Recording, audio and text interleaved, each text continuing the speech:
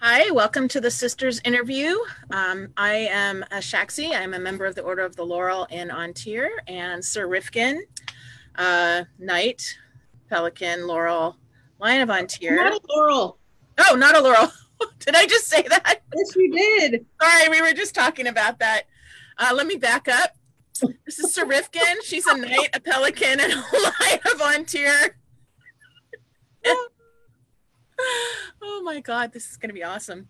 And we have been doing a series of interviews of other people, and we had an open night this week, and we had some interest in telling our own story and answering some questions from you lovely people. So that's what we're here to do, and we usually start with an origin story. So I found the SCA first and brought her in, and so I will start. In 1995, I moved to Seattle. I knew that Rifkin was going to be coming up to go to law school, and we had a plan to live together, but I came up first, and I was in an Irish pub in Ballard in Seattle, and I ran into this lady in the restroom who had a pendant on, and I was heavy into jewelry making at the time. She had this really cool kind of spear pendant. Turns out it was a Torgal piece. And I asked her, hey, tell me about your jewelry. And she said, oh, well, I'm in this medieval fighting club and we do this martial art and blah, blah, blah. And she just went, as excited SCA people tend to do, she just fire hosed me with information and told me about a fight practice that I should come to in Gasworks Park on the weekends. And so I did that. I went with my little Discman and some earphones and a sketch pad. And I sat on the edge of the field and didn't talk to anyone. And I think for like 3 or 4 weeks, I just sat and watched because I'm really shy, believe it or not. And eventually... How she gets to know you. Yeah. And then it's all TMI all the time. And then Avalok came over and said, I've noticed that you've been watching us. Can I tell you about what we're doing? Avalok. Huh? That's a really good Avalok impersonation. Well, he puts on this, like, how may I help you voice, right? So the woman in the pub, her name was America, and her husband, Rocky, they both fought. And Rocky was squired, I think, to Brendan. Is that right? Yeah, I think that is right. So I was too big for America's armor, so they put me in Rocky's armor, and I fought a few times. And at this same time, I was also working for a jewelry supply company called TSI, and we had people coming in buying all of these supplies, and I would always ask, oh, what are you making? What are you doing?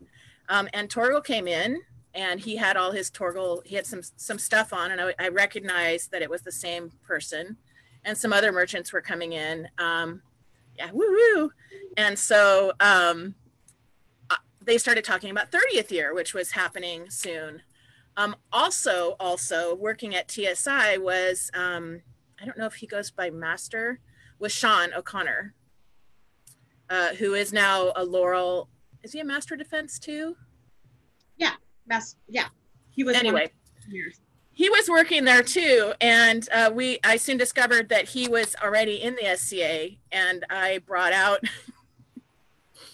a few years before I had lived in San Francisco with a bunch of drag queens, and they had made me some really cool, like custom sort of Victorian-ish clothes, and so I brought in this Victorian coat, and I'm like, how would this be to wear to this 30th year thing? And he was like, oh, honey, no.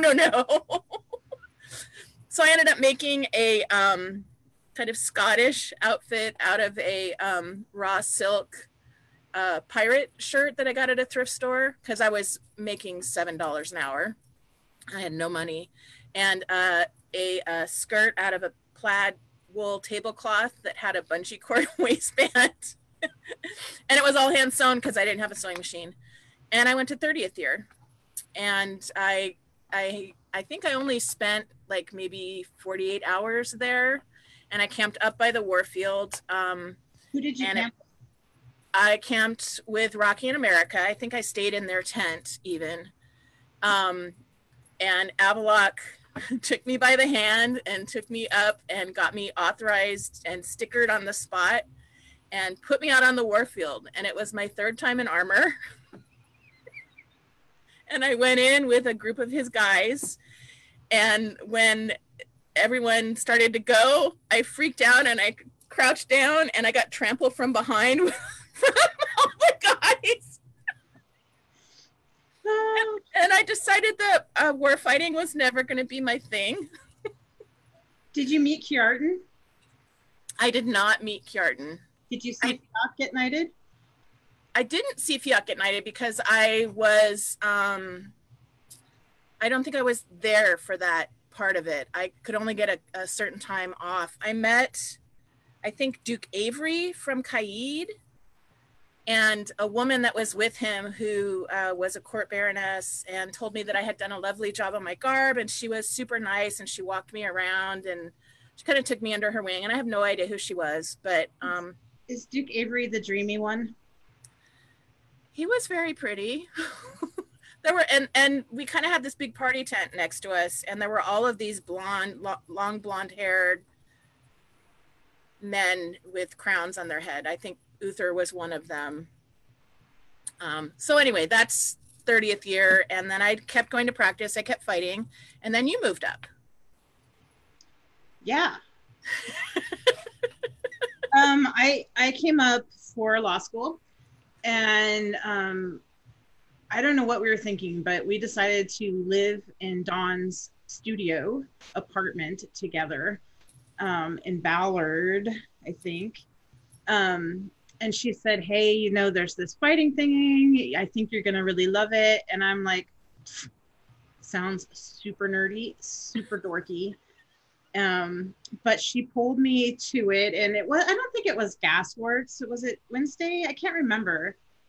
I think the first practice that you went to was Gasworks, but then we went to Wednesday night pretty regularly. Yeah, so she put me in her armor, which didn't fit me because she's so much taller than I am that the legs were hitting me in the hips and whatever. But she was right. I totally loved it. And I just... We got you into America's armor, didn't we? God, you know, I think Avalok and his guys, Kenny and Jamie, and whoever else, Marcus, probably brought like all their loner gear, and I probably was in a billion different people's armor. I know they tried to fit me in Laurelyn's armor, and she has a much smaller rib cage than I did, even back then when I used to be thin. Even back then when I was really athletic and thin, it was, you know, her rib cage was just way smaller than mine. But we found stuff that didn't hurt too much, I guess. And I think I was fighting every week after that when I could get the loner gear. And I think like Avalok made us like go to his house and pick out the loner gear before practice. Like we had to show we were invested. Yeah. Which is not a bad thing. I think that was a good thing. And then Marcus, I think, started making us armor that fit us. That's my memory. I think he started making you armor. When you started fighting, I think we fought 2 or 3 times. And then... Should we tell the story? We had our own armor, and it was a Wednesday practice. And the Wednesday practices back then weren't the way they were before we started, when you had like all the crown contenders there, when like Torgal and all those, but it was still a really fierce practice. It was Skepti and Skaggy and Davin and Tim and Brendan and Nicholas and Avalok. And Wilhelm, Skepti Square. Wilhelm was in that jolly green giant, that sprout. Shay, yeah. Shay, I mean, it was a big practice in the Mike the Tall, yes. Theron from him. Who? Theron. Yes, Theron. Yeah, so I mean, it was a really big practice, and Achaxe and I were fighting each other. And right before Achaxe and I fought, Laith, who's still around, Sir Laith now, had taught me what he called the lawnmower rap. And apparently back then when I wasn't thinking about how to throw the rap, I was a natural. And so I picked it up very fast. He's like, oh, because I used it on him. And then Achaxe and I go to fight, and I used it on her, but I don't know what I'm doing. So I hit her across both calves. And yeah, that was the end of her fighting career. Yeah. That between that and your murder face really scared me too. But we also, I mean, when we would fight each other, we'd have a lot of fun. Like Yeah. you know, we both didn't know what we were doing. So there was one point where we're both sort of tapping each other, and we're like, are you a good witch or a bad witch? I'm not a witch at all. I'm not a witch at all. So yeah, that's still an inside joke with us whenever we're feeling dumb. Yeah. So, yeah, that we do. But it was all the better for me because I was already into jewelry making, and because Avaloq had kind of brought us into his household, we were fortunate enough to meet Laurelyn, and we ended up moving maybe 4 blocks away from them in West Seattle. Yeah, pretty close. And I was up in her attic several times a week. I helped her on her projects. We made a bunch of machine applique tabards for Avaloq's warband. She taught me how to make an Elizabethan. She taught me to hand sew. She taught me everything. And I didn't know anything. And I would go over and she'd go make this, this, and this. And then I'd leave and I'd go do that. And I'd come over and she'd go, that's shit. Take it apart. It's awful. And I'd do that. And you were doing the same in addition to all the fighting. Well, so Achaxe told her first garb story. Mine, like, I didn't even attempt to make anything. I wore my boyfriend at the time's kilt, and like it's very similar to Charlton's story actually, and like a floofy like 14th century white shirt. And I remember we went to some event where there wasn't any fighting. It was like we played games and we ate or something. It was a Madrona feast. Yeah. I made the prize medallions for it. Oh, well. And Anne-Marie, who was a pelican and a laurel at the time, and probably also made the feast, actually sat down with me and my boyfriend at the time at our table, which was super cool of her. I mean, you know, here we are, super new. And she sits down and she's like, oh, are you dressed in drag? And I'm like, no. What are you talking about? Just making an attempt, right? So anyway, that way that ties in is that Laurelyn, you know, basically, like, I think at the time Willow was out and Braveheart was out, and everyone wanted to, and our family history is Scottish. So I wanted to be Scottish, Celtic, something like that. And Laurelyn, in addition to doing really great Elizabethan, she also did really great Celtic stuff. So she offered to teach me how to sew, like something very simple Celtic, like pajama pants and a very simple tunic. And she was so patient with me. I got on, she let me use her like diabolical machine, which, you know, had all the bells and whistles. And I swear to God, like it was like one little down with the needle, like every 5 seconds. Because I was so afraid I was going to get pulled into the machine and like, I don't know, but she was so patient with me. Yeah. That's awesome. What was your first event? I think it was Eastern Washington. I can't remember if that feast was the first event or the border war with Artemisia was the first event. I think it was border war because I had to work and I was really jealous you got to go. Okay, so yeah, so border war, and I had no idea what we were doing. We went with Avaloq and his people, and we were like in a caravan over there, and I'm like, holy fuck, like, sorry, we're driving 6.5 hours for this thing, like, because I was from Southern California, and you know, 45 minutes is a long drive down there, or even I guess more like 90 minutes. I'm thinking about how long it took to go see my grandparents down there. Yeah. So I was like 6.5 hours. And we get there, you know, middle of the freaking night because, you know, everybody has to work on Friday. I probably had law school on Friday. And we set up a pimple tent, I'm sure, like a little dome tent. Yeah. I'm borrowing clothes from Laurelyn. But I got to fight, and that was super fun. And I met all of their friends from Artemisia because Laurelyn and Avalok were originally from Artemisia. And they had this super cool tourney in our encampment with somebody fought with a harp that they ended up giving to Laurelyn. It was a list legal harp, which was kind of cool. And that was cool. But, you know, it was kind of a war thing. And I, too, kind of think I decided that war wasn't really my thing from the beginning.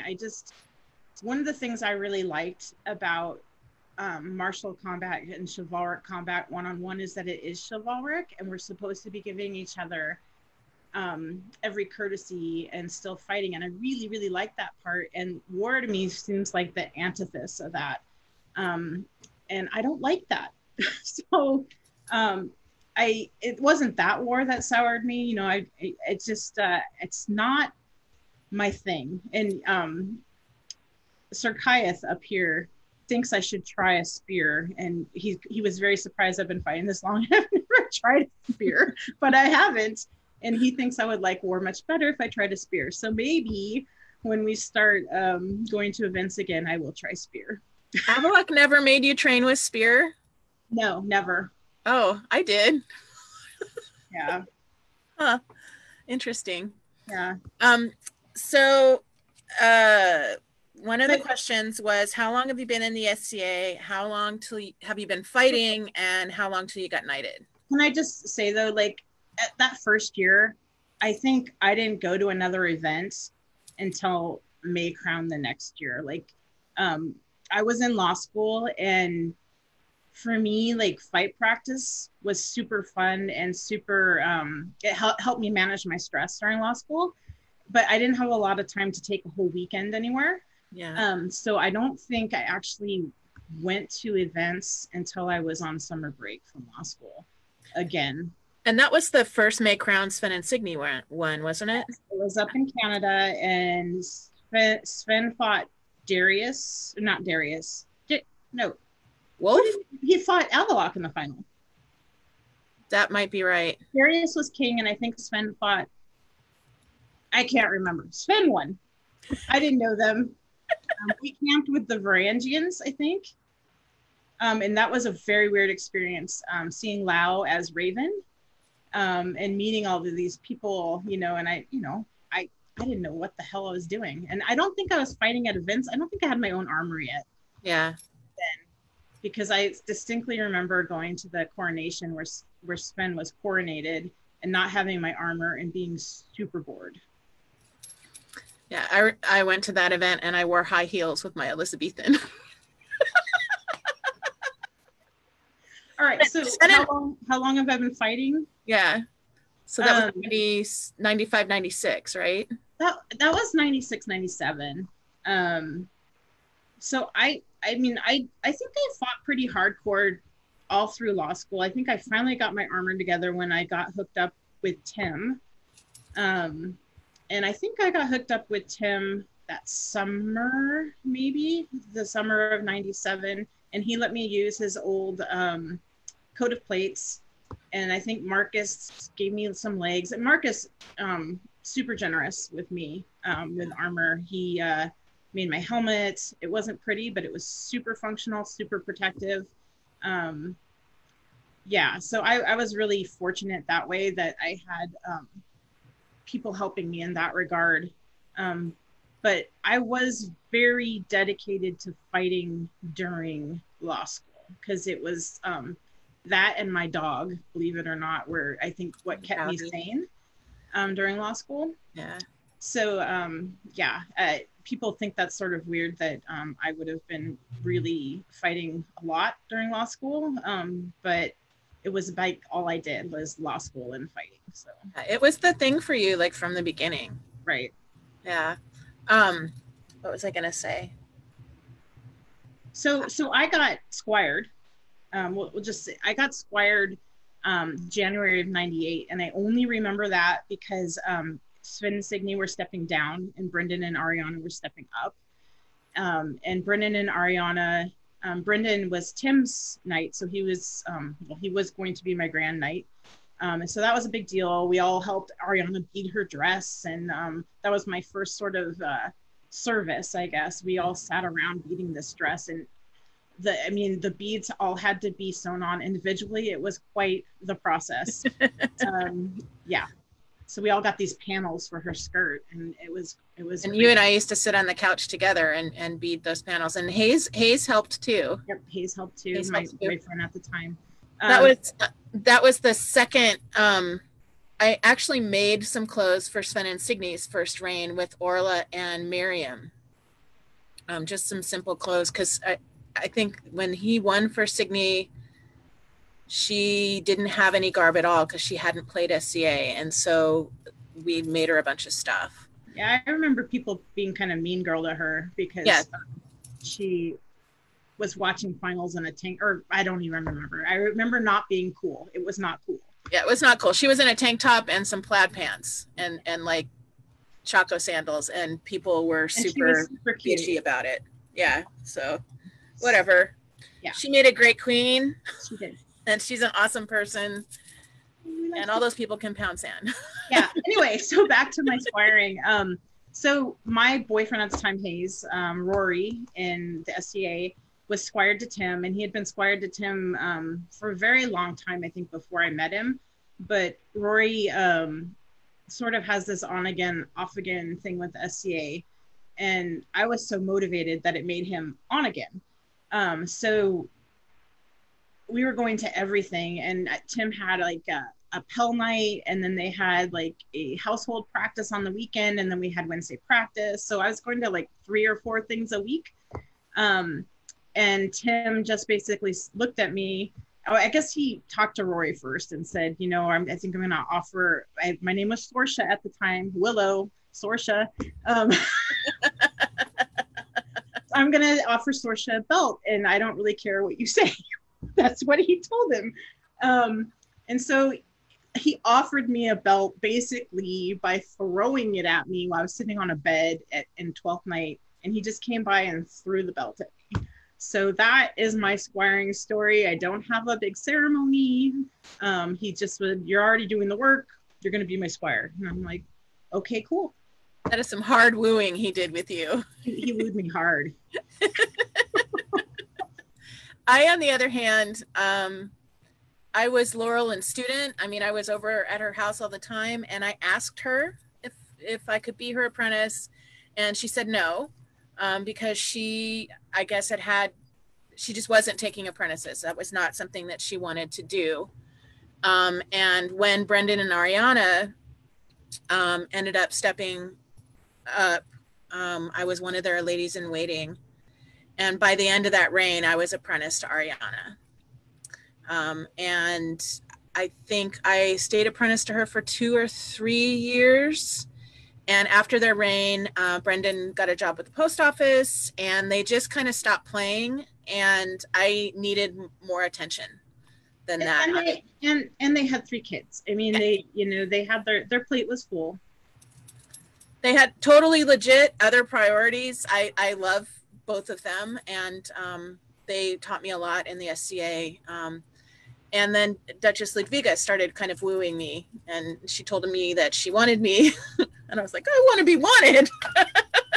So I said yes, and I apprenticed to her. Well, how flattering was that? Like, how well did you know her, and then how flattering was it? I mean, did you get to know her more after you apprenticed to her? I did. We spent a lot of time around each other, and there was this one, I think it was maybe a war college event where there were a bunch of people painting charters, and she encouraged me to come up. She's so good at enveloping people into the group, and she had me come over and paint charters, and that is not my thing, and I ended up completely ruining a charter. Like, I spilled paint, and I got stuff all over myself and all over the charter, and she was like, yeah, you're never allowed to get anywhere near scrolls again. But even though I did that, she still asked me. So that was pretty awesome. Somebody just asked if either of us have sat the throne, and we have not. We're both court baronesses, which is why we have the bling. Achaxe has been fought for and crowned by her husband Octomasades, and he's come in second twice. Just once. Once. But so he's been champion of Ontir 3 times. Okay, so she's got a silver lily, which is for us what the consort gets when your fighter or your champion or whatever you want to call it comes in second in crown. And I have 4 silver lilies. So we've gotten close, but no cigar. It's really kind of amazing that you have 4.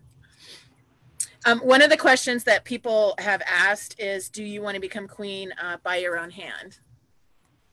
So that's skipping a lot of my journey. Oh, well, okay. I'm sorry. I just... Well, no, it's okay. I think I've always wanted to be queen by right of arms. I think, you know, what I wouldn't have given as an unbelted female squire to have an active female knight in kingdom. Bulwark was around when I was a female squire, but she was not active. Like once in a while I would see her somewhere marshalling, but I don't think I ever saw her in armor, and you know, that's not here or there. Like she doesn't have any obligation to me. But what I wouldn't have given to have sort of just somebody to look to see like that it's possible, I guess. So when the internet took off, that sounds so lame, but there was a site that had like all the female knights on it, like just their bios, they weren't on it, but and I like stalked that site. I like downloaded all the stuff and I got all their information, and like, you know, like I'm one of those people that research. So just extract all the information and get motivated and put it up on my board and you know, be inspired by it. So that sounds super lame, but that's who I am. And you still do that. I still do that. You can see behind me, I have all my calendar pages. I've been making calendars as gifts, like fighting calendars as gifts for probably 5 years now. At least. And most of those pages behind me are from those calendars. Yeah, and I have stupid things on my fridge, and yeah. So yes, I would love to do that. I actually would like to do it twice. One's not enough for me. I want to be the one who makes herself a duchess by right arms. That's what I want. I'm not afraid to say it. If it never happens, that's cool too. I'm very happy just fighting and trying to reach my goals. That's a very great place for me. Like I find a lot of joy in it, and it's a really great stress relief for me from my job. Is that what keeps you motivated to stay in the SCA? The goal? No, I don't know. I think it's really the joy of fighting and my friendships. That's what keeps me in the SCA, and you know, the art piece too. But I was trying to remember today because I knew we would be talking about ourselves, which is totally, both of us, this is out of our comfort zone. I just want you all to know that. We are both introverts, no matter what you think. We are. It's true. I was trying to remember when I really started arting in the SCA, and I don't know. It had to be maybe after law school. I mean, I probably dabbled a little bit in law school, but it had to be after law school, and maybe it wasn't probably till after I got knighted, because I didn't have a lot of clothes. I mean, seriously, yeah. Are you gonna tell the her sister makes all her stuff story? Well, that wasn't true, but so sorry, you don't have to tell it. No, it's okay. There's sort of a double standard in Knights Council when it comes, or there used to be. I don't actually think it's like this anymore, but in Knights Council, they would say, well, she doesn't sew. Her sister makes all her stuff, which wasn't true. But even if it was true, how many of the guys in there make their own stuff? So anyway, that's sort of a tangent, but that really pissed me off at the time. And when that came back to me, it shouldn't have ever come back to me, but it did. And that's another thing we could talk about is how much comes back to you from council when nothing should, when you're on the radar that shouldn't, and how disruptive it is to your mindset and being on the path.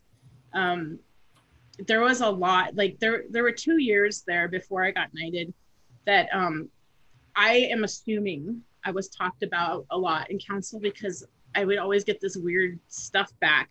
And there was a point where people were even telling me, you know, your knight's holding you back, you know, blah, blah, blah. And I'm like, what do you want me to say to that? You know, I'm loyal to my knight. If my knight doesn't think I'm ready, I'm not ready. So it was really weird. And that was like 2.5 years that went on. Yeah. It was weird. Yeah. I had similar stuff. I would go, I went down to the West to teach felting, which was an awesome experience. I think that I was thinking too about that, what keeps you motivated in the SCA question. And every time I've tanked really hard, I have been fortunate enough to travel out of kingdom. Thank you for taking me to Artemisia this summer, because that is we love Artemisia. We love you guys. We do. That's the only reason why I'm able to do this now. I fell back in love with the SCA because of that trip. So that, and then it enabled me to take apprentices again and realize that apprentices are a big part of what motivates me as well. But I was getting laurels from out of kingdom saying, well, why aren't you a laurel? Who'd you piss off? And it's like, I have no idea what to say to that. You know, what do you say to that? I don't know. Maybe I'm just an awful person. You know, I mean, it's weird.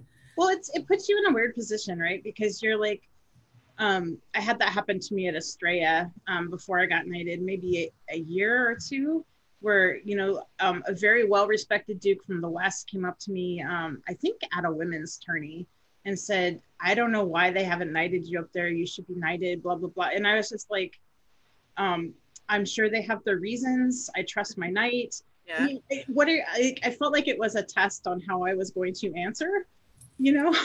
And it wasn't. I'm sure it wasn't. I'm sure it wasn't. I think peers that you need to talk to other peers. If you have a question, talk to someone from their area about the candidate. Don't talk to the candidate, because it's the worst mindfuck on the planet. It's horrible. Don't do that to people. So Mari wants us to talk about our students and how that relationship works for each of you. Do we want to go there now, or do you want to save that for later? I'm comfortable with just jumping around, but okay, we can jump around. You were kind of doing your lineage. How long? Let's finish your journey first. How long from when you got squire? Well, okay, my journey's not finished. Well, okay, completely. Boom. Your journey goes on and on and on, and as soon as you embrace that, the happier you will be in the SCA. Yeah. But yeah, so the journey to knighthood. Yes. So in 98, I think I spent a summer in the West because I did a clerkship down there with a federal judge. And I am super shy. So I went to some of their BART practices because I was living in Oakland at the time. But they weren't real friendly to me. And because I'm already an introvert, I was like, you know, so I think I went to a crown, and I went to a little tourney. I think Havek was king, and he was king with the grain or some redhead, cute little thing. I can't remember her name. And people were very nice to me there. I remember I met Viscount Leon, and he was super nice to me. And I met Duke Cariadoc of the Bow. And he asked me about the leather lamellar that Atthias made me. I had like 4 things I could say about it. And he's like, oh, I think we've reached the extent of your knowledge. But anyway, so 2003 rolls around, and 2003 was like a year of like a lot of changes for me. I finally got out of my horrible job with my crazy boss, and I think I moved in with my now husband, and we decided not to go to May Crown, because I can't remember why. Like, I think I just started a new job and the pass was bad. I think it snowed at that crown. It was the No Shields crown, Davin's No Shields crown. And lo and behold, at that crown, they decide that I should get knighted, but I'm not there to put on vigil, which is weird because I went to everything. So my knight comes back, and if you know Tim at all, Tim is not a surprise person. So he comes back. They're going to put you on vigil. This is when it's going to happen. This is the regalia you're getting. Is all that good? And I'm like, okay. So it was all laid out. There were no surprises, which, you know, probably fine. I don't know. I think maybe you always want what you don't get, right? I had a great vigil. I had, you know, a great putting on vigil. It was good. It was. Yeah. My knighting was really beautiful. Fiach wrote my knighting ceremony based on something Antonio had done, and they're both super talented bards. And, you know, the guys were crying, and that was the hottest day like ever. Yeah. And the court, Davin and Groa's step down court was literally, I'm not joking, you guys, 12 hours long. Yeah. And I think they did 15 peerages. Yeah, they did 15 peerages. So I think I was like hour 8 or something. And it was super long. And my mom came, which was cool because my mom has never really gotten the SCA, but she wanted to support us. So she came to my my knighting, and no one really explained the buffet to her. So she thought that Davin was going to buffet me with the Sword of State. She flipped out. I had to talk her off the ledge. She was so freaked out. That was funny. Anyway. And she fell in love with Sven at that event too. Did she? Oh my God, you don't remember? Yeah, I think she said, that is the best looking guy I've ever seen in person, or something like that. She grabbed my arm when he walked by and she goes, Ton, that guy just made me weak in the knees. I haven't seen a man that handsome in years. He's like my brother. I don't really see it. I know he's good looking, but he's like my brother. So. Yeah. Like, Mom, anyway. he's young enough to be your son. Stop. Yeah, well, my mom was always a huge flirt. She was. Yeah. So, our mom has passed. So yeah, she passed in 2013. But I remember, I don't know if it was at my knighting or your Laurel, but when she was flirting with Thorin, do you remember that? I think it was at my Laureling because he was king. He was not king. He was crown prince. Oh my God, that was hilarious. Anyway, yes, my poor Thorin. So yeah, so that was my knighting. People always ask, like, you know, how did it affect you, whatever. It was weird. After getting knighted, there's all these expectations, and then all of a sudden I was like the person everybody wanted to send their female students and squires to, and that was cool. But at the same time, I was like, well, I can't just teach women, you know, like that's not, you know. And I had this sort of mental road I needed to travel to accept that role as part of my role as a female knight, without getting bitter about it. And I'm there now. I'm like totally there. Yeah. I am totally open to talking to anyone, to teaching anyone. I never take offense when somebody brings their female squire up. Because as I always tell Duke Sean, you know, you can't divorce me from my vagina.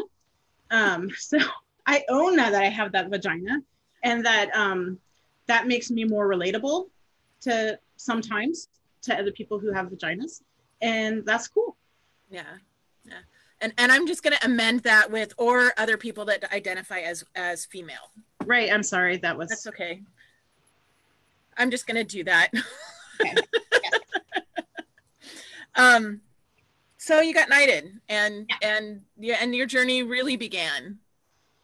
It did. After, it was kind of weird because after I got knighted, my knight also stepped down from being baron of the local area, and that was super hard role for him because he's kind of an introvert too. And our barony is probably as like people wise, it's probably as big as a lot of kingdoms, and it's very divided into factions, and fighting isn't always respected, and fighters aren't always respected.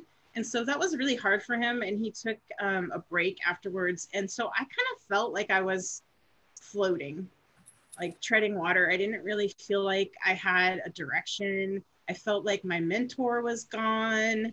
And, you get knighted and you still need people. You still need somebody to help you with direction, to mentor you. So that was super hard. And who stepped into that role for you at that point? Nobody. I felt very lonely. Honestly, I did. But then I got pregnant in 2005, and I had my kid in 2006. And after I had my kid, I became very motivated to get back into fighting, get my prowess level back up, to be better, to reach my goals. And I started because the internet by then was pretty robust. And I started networking with other female fighters. Kitty, Sir Kitty from Kaida and I talked a lot on the internet. I talked to Sir Kelwyn, now Sir Kelwyn, on the internet, and others. And I started meeting trainers on the internet. I think I might have met Duke Sean through Inga, my squire Inga. But I started traveling a lot, and I started inviting people here to teach. And so I made mentors for myself, and I made a learning environment that I wanted. And then I filled all of those things, and then my knight came back too. So yeah, I've been like, it's kind of weird because after I had my kid, I became way more active. And I think you're underselling what you did a little bit. You would fly instructors a lot of time on your own dime. Always on my own dime. To the area, and then open up classes and practices to everybody. Right. So you would fly them up, you would put them up, you would feed them, and they would teach everybody. Right. Sort of what I decided was that I personally would foot the bill for flying them in, putting them up, feeding them, and then we would charge a site fee through the local group that would pay for the site, because we had, if you live in Seattle, you need an indoor site in the winter, because these were in the winter, because it rains all the time, and we needed a bathroom. Like up here, there's lots of shelters, but there's no bathrooms. So that's what I did. I took all that on, and it's quite, I look back at it and I'm like, that's quite the cash outlay, but yeah, it was. But that it was worth it to me, and it was worth it to me to share, because I think like a rising tide raises all boats, right? So, it was very cool, and I've met so many great people by doing that. I met Mari because I had Havek up, and Havek needed, this is my understanding, Havek needed Mari as his buffer, which I get. I understand needing buffers, and Mari has become one of my closest friends. So it's been super cool. Yeah, the connections you've gotten out of that have been huge, and it also led to you being recognized as a pelican. Yes. Which was the surprise. I mean, I ran a lot of retinues, and I did a lot of retinues, and I did a lot of costuming for royals. I mean, I did a whole bunch of other service stuff, but I think the main reason I got my pelican was because I sort of changed the fighting culture in the kingdom. At least that was what Edward the Stuffy said.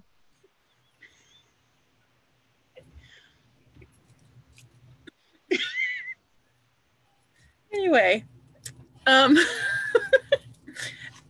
So, should I jump back to my journey? Yes. Okay. So I ended up, I've got fighting on the brain now, squiring to Ludvika, and that's not what I did. I apprenticed to Ludvika. And we had a lovely apprentice ceremony at Stromgard's founding revel. And 20 years later, this February, I took my first apprentice in a really long time at the same event. And Her Grace and I shared a little teary moment because that was pretty amazing. So I became her apprentice 20 years ago, and then I was laureled. Sam is now, so 16 years ago. He was like 6 months old when I got. Yeah, he was really young. He was young. When I got put on vigil by Skepti and Asa at 12th night, and I was doing all of their garb for their reign.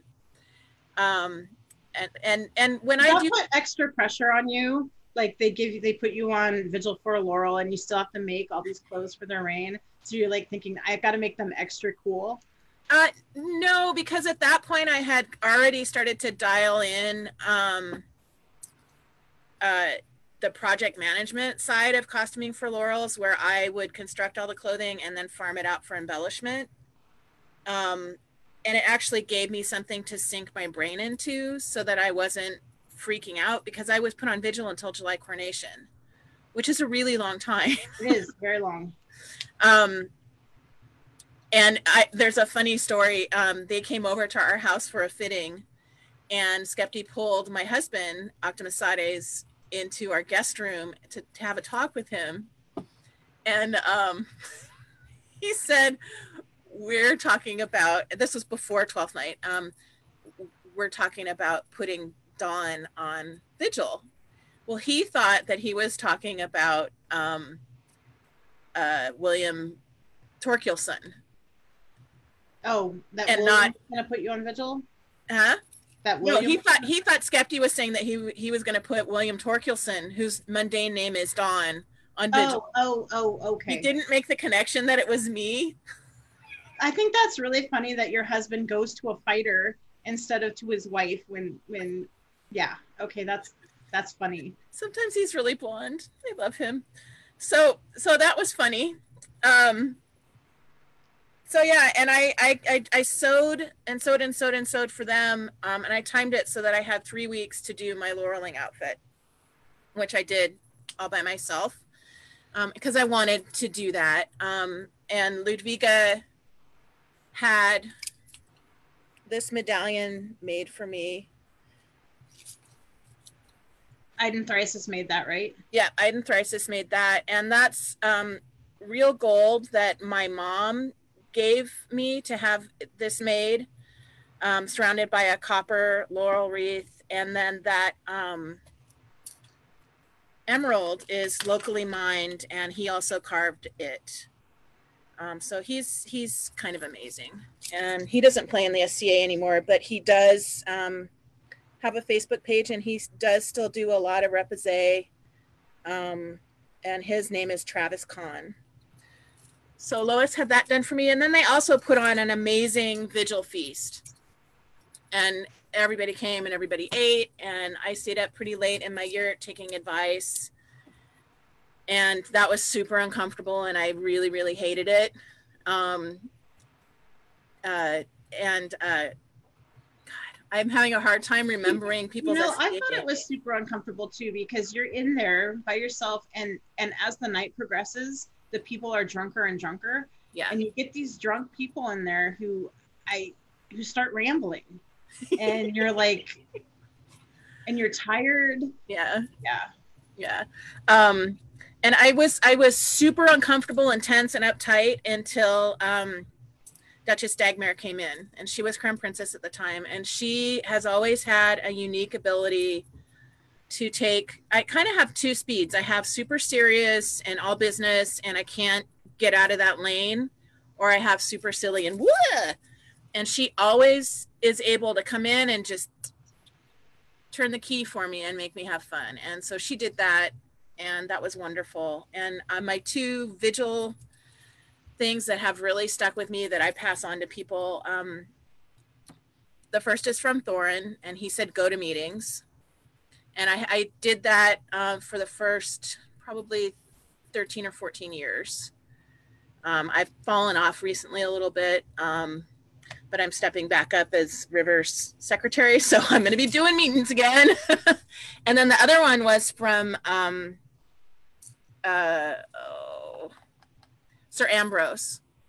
And we had a whole discussion about, you know, if you were to lose the use of your hands tomorrow and were never able to make art again, you would still be a laurel. You're getting recognized for what you've already done. And while they say that you should continue to do as you do, it's never going to get taken away from you. And then the other really cool thing was Raven wrote me a letter about, she was also a Scythian laurel, and that really meant a lot to me. So those were my cool things. And Goran sang me in for my ceremony the next day, which was amazing, made me cry. And you were there. I got to read Laurelyn's words, I think, because she couldn't be there. Yeah. And I don't remember any of that. It's all like, it was all kind of white noise. It was another like 105-degree day. I was head to toe in wool.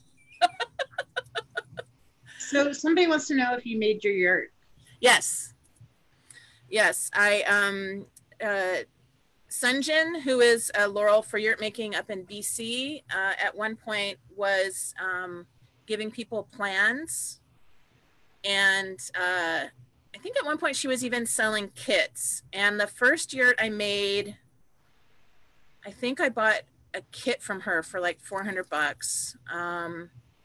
And that was all the wood pieces. And then you made it, she gave you plans for the canvas. And then I ended up selling that to Ludviga. And then my husband and I made our current yurt. And I did all of the canvas work. And he did all of the woodwork, except I stained it all. We both tied it. It's tied with rawhide and not, you know, it's not riveted or anything. It's all hand tied. And the only thing that's really kind of lame about our yurt is that we have a pickle barrel yurt ring, because we bought like a composite ring from somebody, and the first day we put it up, it just like split apart and fell everywhere, and I didn't handle that very gracefully. So Mark very quickly put together a temporary fix of just taking a section of pickle barrel and drilling it. And so we have a blue pickle barrel yurt ring. Now, to be fair, you spray painted it gold. We did, but all the paint's come off because that was 20 years ago that we did that. So the temporary fix is like the forever ugly fix. So you talked about your regalia a bit. I know Mineko had asked about both of our regalia. So just quickly, I will. Yeah, Duke Thorn gave me his chain when I was knighted, which was awesome because he was one of, he was also at the Wednesday practice. I can't believe I missed Duke Thorn. And he gave me so much of his time to teach me. I am one of these people that take notes on everything. I have a fighter notebook that's about that thick.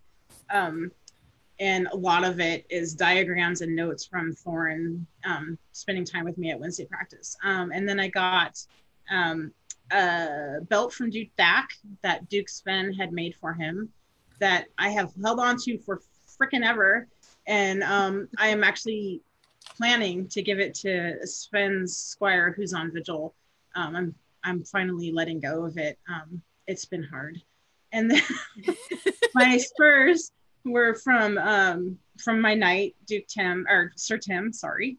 And they were given to him at his knighting by Duke Christian McGlaive, who was king at the time. And I just gave those to my very dear friend Kelwyn when she got knighted last year. So I gave my chain to my friend Godric, when he got knighted. I'm kind of stingy about giving out regalia. So if you've ever gotten something from me, feel special. Didn't you get a couple of chains though? Yeah, I gave a chain to Rainer too. And I gave some spurs to Payne, but he gave back his belt. So that's all I've ever given. And I've been a knight for 17 years. But so, when you got knighted, you got more than just one chain. No. Yeah, you did. No. Skeggy gave you his chain too. Oh yeah, Skeggy gave me a chain. I'm sorry. Skeggy gave me a chain that my sister Achaxe had made for Skeggy, and told Skeggy that when I got knighted, that she wanted him to give it to me. So I have that too, and it's super cool. It's all these coiled brass or bronze. It's super heavy. Yeah, it's a naval bronze, and it's ridiculously heavy, and it's a hair eater. Yeah, it is a hair. Yeah, that's why I don't wear it very often. I know, it's horrible. But it's super period too, though. Yeah. So it's really cool. So yeah, and then when I got Pelican, I was knighted in 2003, and I got my Pelican in 2011, and that was a huge surprise. I did not take a vigil. We just did it. And we just did it because if I had thought about it for too long, I probably would have said no. And Duke Thorin, His Majesty Thorin and Her Majesty Dagmar were on the throne when those are the people that offered it to me. And there was no way that I could say no to Thorin or Dagmar. But the Pelican was not something that I had ever striven for or really had ever thought about getting. And I did get some cool regalia though. Kalja, who's a laurel and a pelican, gave me her pelican medallion, and she made all the beads on the necklace, and it's one of my treasured pieces of regalia. Yay! Yeah. Okay. So that's the journey to peerages. Yeah. Okay, so now we should circle back to students. Yes. So now that you're a knight, how long did it take you to take your first squire? I took my first squire 2 years to the day after I was knighted. She asked me, it was Inga. I took her in 2005, but we had sort of courted from when I got knighted. Like, I actually think maybe before I got knighted, like she had come up to me at an Ursimus or something. And I think she had just decided that when I got knighted, I was going to be her knight. I, being an introvert, I'm just like, are you sure? Because she had offers from Skeggy, and I can't even tell you how many offers she had, like a lot. Like after I took her, like I can't even tell you how many people came up to me and said, oh, I asked her and she said no. Yeah. So she was my first student. And at the time, I think she was already a Viscountess. So I don't really do a fealty relationship with my students. And you guys are probably going to laugh at this, but I sort of make a promise that I will teach them and they will learn, and that I will try my very best not to do anything ever to embarrass them. And I think I say those exact words, and that I will try to be the peer that they have put their faith in me to be. And yeah, I don't always live up to that, but I try. Yeah. And Inga and I have become very good friends. She's now a Duchess, a Laurel, a Pelican. So she could be one of those 6 peer. Is it 6 now? Do we have 6 peerages? No, we have 5. 5. I think it's 5. So she could be one of those 5 peerages people, because she does both heavy and rapier. But she's one of those people that prioritizes her art over her fighting. And so her path has been a little bit longer than maybe some other people. And then I took my other squire. Did I take him at the same event that I got Pelicaned at? I think I might have. Yeah, maybe. And that was during the tourney circuit. I also put together a tourney circuit in my kingdom so that we would all go to the same tourneys, and we'd have better tourneys. It was like this whole point system, and everybody put in prizes, and you had to put in prizes if you missed a tourney. But he and I went to the same practice. He was local. Inga was never local. She lives up in Edmonton. She's always lived in Edmonton. We've always had a long distance relationship. And he had been asking me about who we should squire to. And, you know, I, being me, never say me. So we talked about all these different people. And I think for a while he thought about maybe John Wolfston. And then I think Sir Rauokinn might have asked him. And then he decided that he actually had a good relationship with me. So he asked me, and I said yes. And we had a very similar ceremony to my ceremony with Inga, where I promised to try not to embarrass him and to teach him, and he would learn. And he's fabulous. I have been really blessed with students who I don't have to teach any of the non-fighting stuff to. They all do art, they all do service, they all are invested in the SCA, they're all great people, like great people.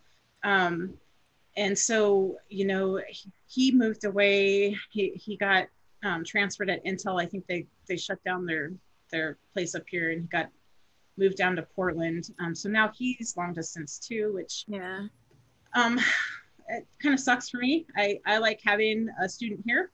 It keeps me motivated. And it's harder to give both of them what I think they need long distance. But that's my student story. Zoom Pell practice.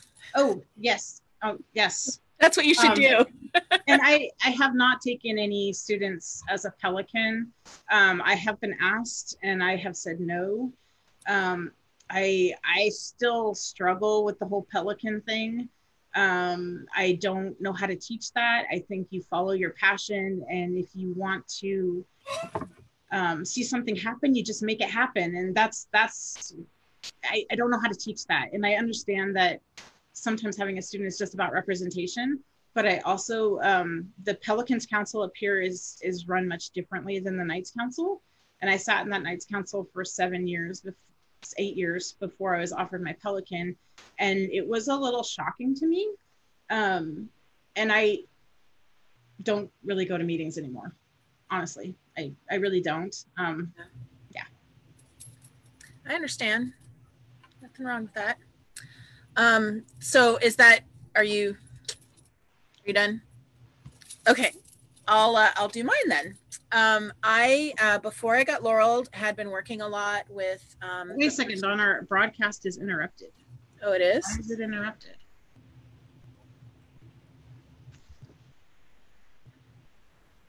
Oh no, no, we're good. Keep going. What's happening? We're good. We're still going? Yeah. Okay. Okay.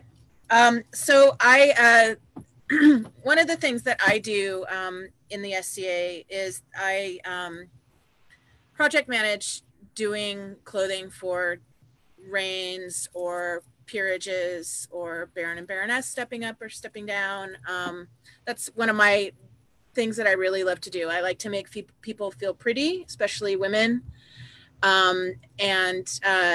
So after I got laureled, I think I asked her, Helga, to be my apprentice. And I don't remember if I waited or a long time or not. She and I had already been doing a lot of projects together. We'd done a lot of sewing together.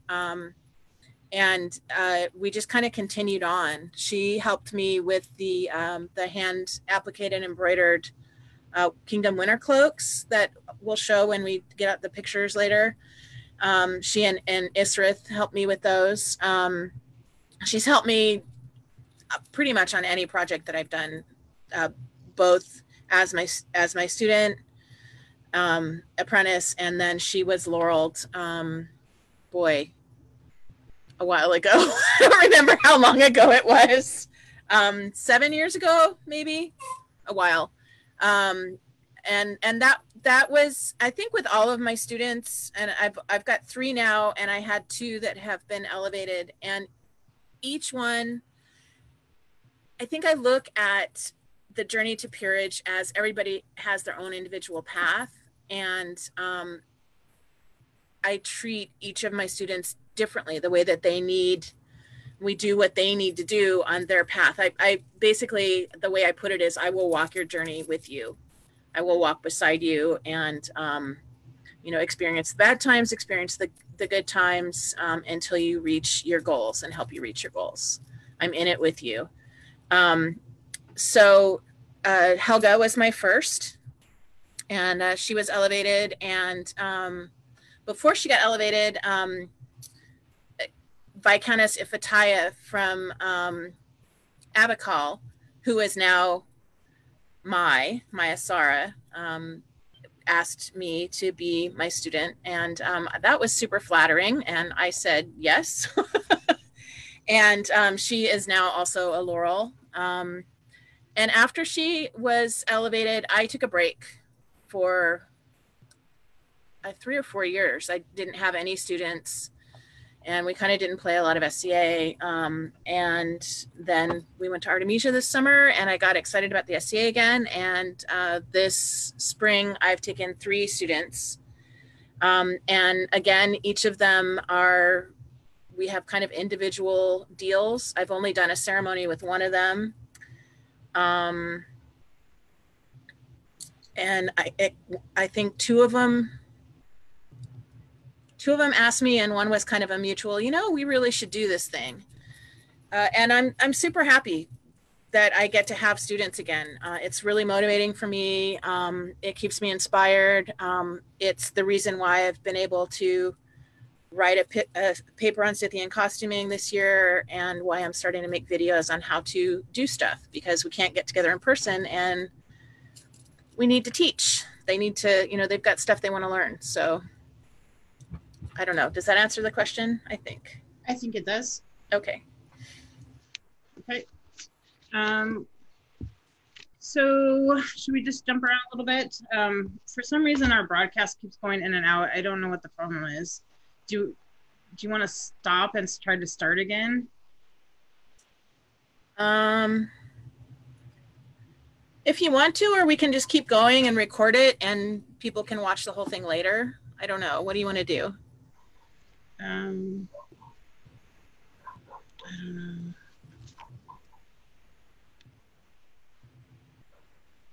know.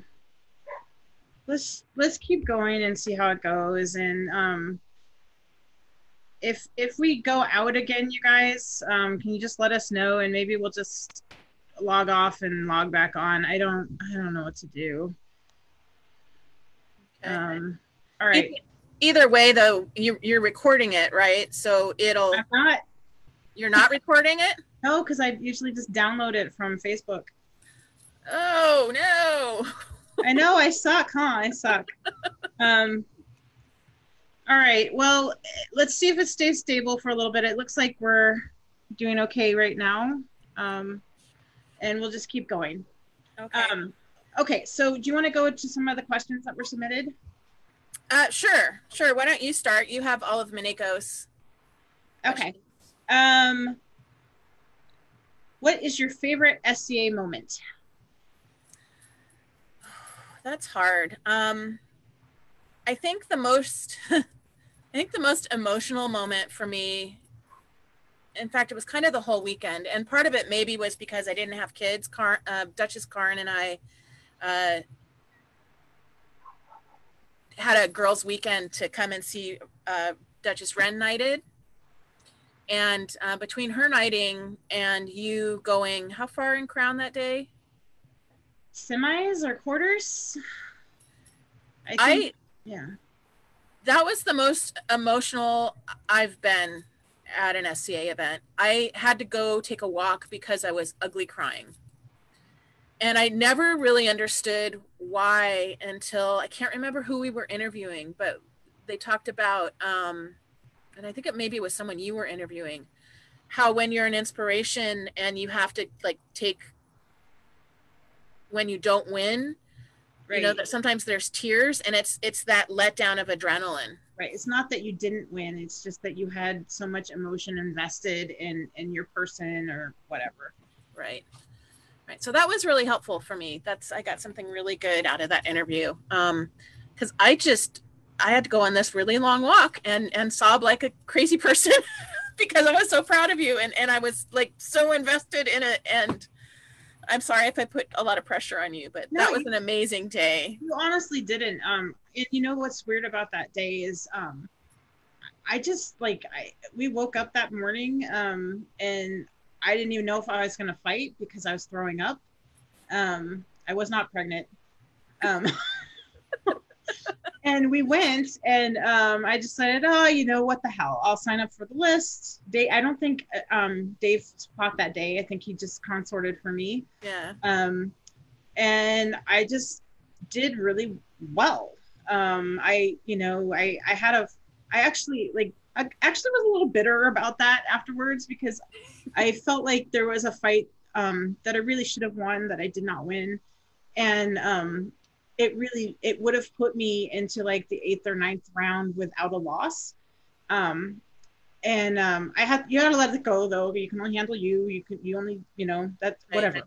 And I've let it go. But I had a really good day.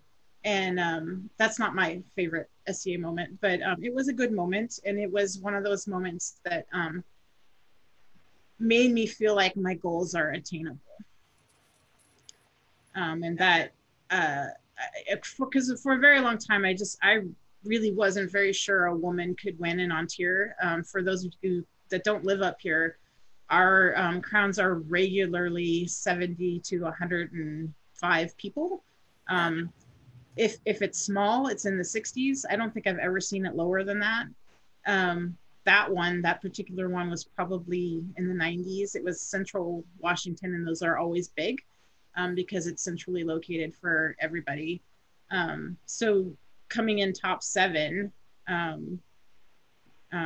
with a bunch of dukes and heroes was pretty cool. So, it was badass. Yeah.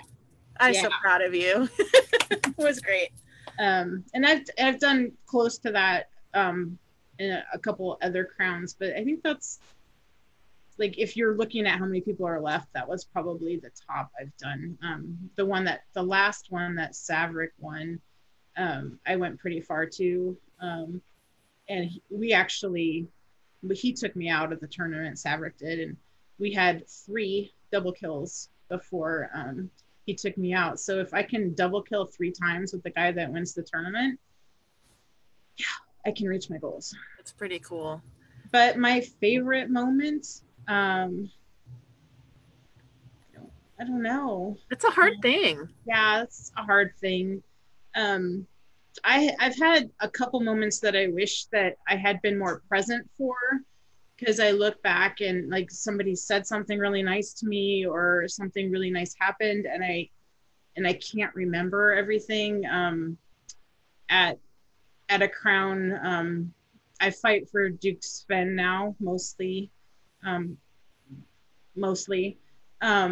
he gave me his sword. I don't know, it was maybe 6 years ago, and he like got down on a knee and like said all this beautiful stuff to me, and I don't have a fucking clue what he said to me anymore because I was so like you know, I was just like, I don't know how to deal with this, right? So when I look back on it, that's a really cool thing, but I was not in the moment enough to appreciate it at the time, because I'm never in the moment during those things. Yeah. I don't remember being laureled. I don't remember getting my court barony, and those things were both really important to me. I just have no memory of it. I don't remember my husband silver rosing. Like I can look at pictures and I'm like, oh yeah, that happened. And I remember that Ludwika made me take my ponytails out, but that's all I remember about that time. Yeah. Lame. Even when I was given the lion, I can remember some of what was said, but I wish that had been recorded because I have no idea. But really, like, my more memorable things in the SCA are usually with other people. Like, other people get things or other people do really well. Like, my knight went to finals in a crown, and I was super proud of him, and that was a great day. When a couple of the ones that Octa's gone to the finals or won champions, those have been super impressive and great days.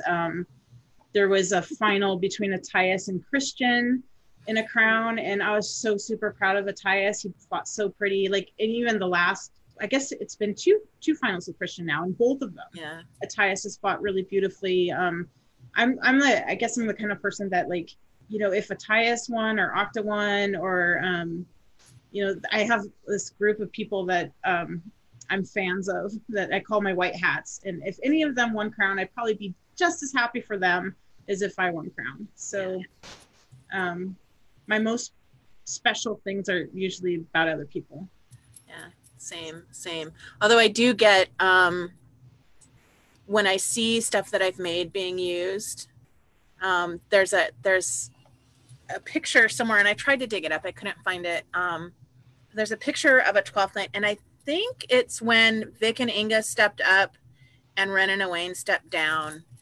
And in the picture are banners that I made, the champion's cloak I made all of the clothes that Owain and Ren are wearing, the mugs that they're using I made, and then the pillows they're sitting on I helped make, and then those winter cloaks. And I looked at that, and I think I was looking at it at a time where I was feeling really irrelevant and just kind of burnt out. And I looked at that picture and I'm like, I have had an impact. I made all that stuff and it's being used and it's being enjoyed. And I always tell people when I make them clothes to wear them until they're shreds. Ruin them, because that's what they're for. Yeah. So I'll just sort of riff on that a second. Like, one of the coolest things about the SCA is that you can be super generous and it's not weird, right? Like, you can do things for people like that. If you did it in the real world, people are like, why are you doing this, like, such a huge gesture, right? And I like to do things like that. I would much rather make something for someone else than for myself. And so when people wear or use the things you make for them, it's like the most heart happy thing ever. It's one of the reasons why I love making stuff for my consort champion / thing, because he wears the hell out of them. He uses the banner. I mean, he uses everything. Yeah. And so, you know, my husband, I think sometimes gets a little jealous because I don't make as much stuff for him, but he doesn't play. So if he would play and he would wear them, he would get stuff. Yeah. But I just think making stuff for other people is just, it's so fulfilling. And when I made, I didn't make the whole tunic for Sav Rex, but I did all the beading on his 12th century tunica that he wore to Ontario West when he was reigning. That was super fulfilling because that turned out so great. I mean, it's so many hours. I think that was like 4 months of all my free time. But, you know, every time he wears it, my little heart goes. Let's look at pictures of your work so people can see what we're talking about. All right, I will do that. Let me get there. It would help if I push share screen. That helps. It's very useful when you do the thing. So we will start in 12th century, which is not my thing, but I like the people that like it. So. And you've done a lot of it. And I know when I was putting together these pictures, I'm like, wow, I've done a lot of it. So I had offered, Sean has been quite the mentor for me over the years. I always feel like I'm disappointing him because it's taken me so long, but I think I am harsher than he is on me. But anyway, I offered to make him something. And when I offered, Sean, don't take this the wrong way, I was thinking something to replace his basic blue tunic that he fights in. But he's like, oh, I would love garb for Grand Court at Estrella. And I was like, anyway. I said, sure. And I made the tunic, his tunic, and then her stuff was made by Achaxe and Laurelin, right? I made the blue dress, I think. And I think Laurelin made the over. Okay. So I made Sean's thing, and I fell in love with pearls and beading on Sean because I secretly am a raven or a raccoon or whatever, like shiny things. So it's not a secret. It's not a secret. So I totally fell in love with gold work and pearls when I was doing this.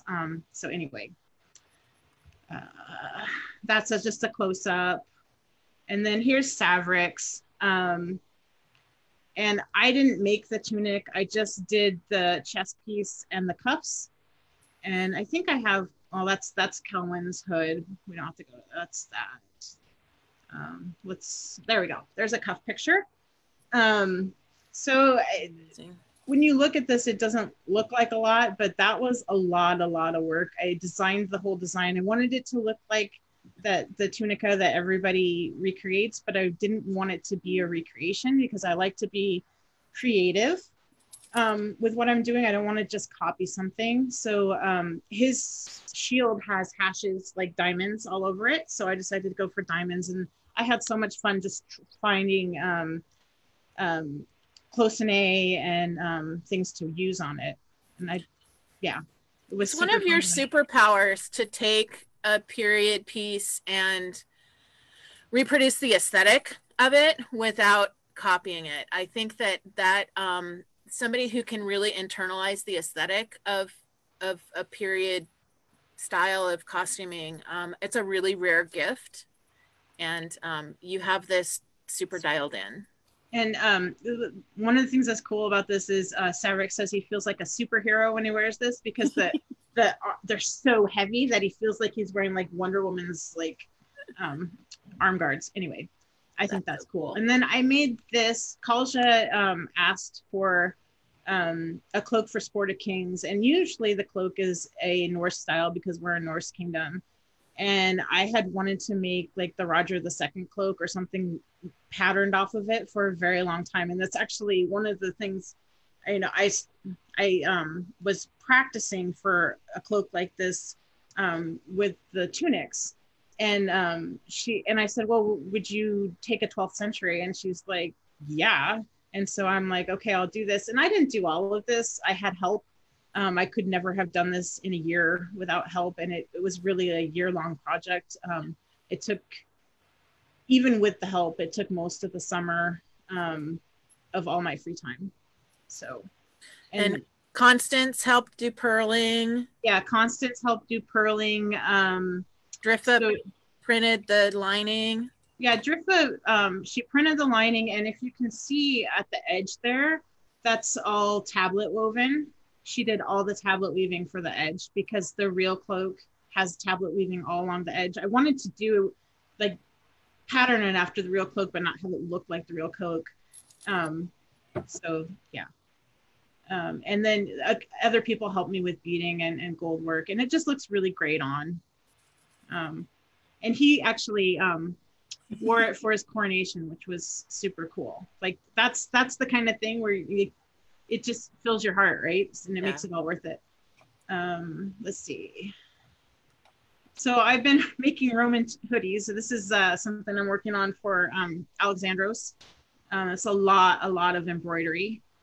You can see some of it there. And Athos's wife, Morgan, is gonna help me do there'll be 4 more patches. Like you see those square patches? And she's doing 3 of them and I'm doing 1 more, but all the rest of this I've done. And then just an apron that I'm wearing.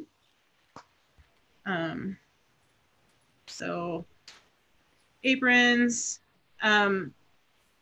When you first start sewing, like finishing seams seems like a lot of work, but now it's like one of my favorite parts.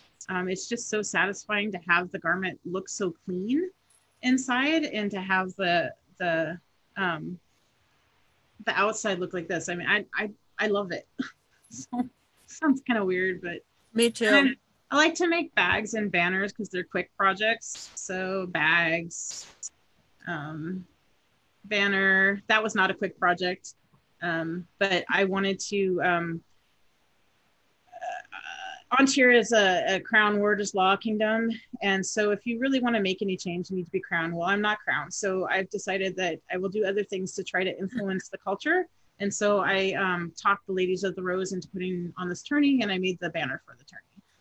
So, and then that's a banner for Friends Knighting, another banner for Friends Knighting, a cloak for Attaius. a cloak for Otar for his knighting. And those, wait, go back. All of those little dudes are based on his lineage, and are they painted? Yeah, I painted them and then sewed them down. He wanted a lineage cloak, but I didn't want to do like just names. I wanted it to look different. So you can tell who all the dudes are because I either put their arms on the shield or they're dressed in their arms. So cool. It was kind of a fun project. And then just coats. That's from the banner, the gold work. I love gold work. More embroidery. Lots of fighting tunics. I've decided that wait, stop, go back. Go back. So these are all hand stamped by you? Yes, hand stamps. Okay. And this is all appliqued by me. It was like the superhero outfit. This is all stamped again. Appliqued, stamped.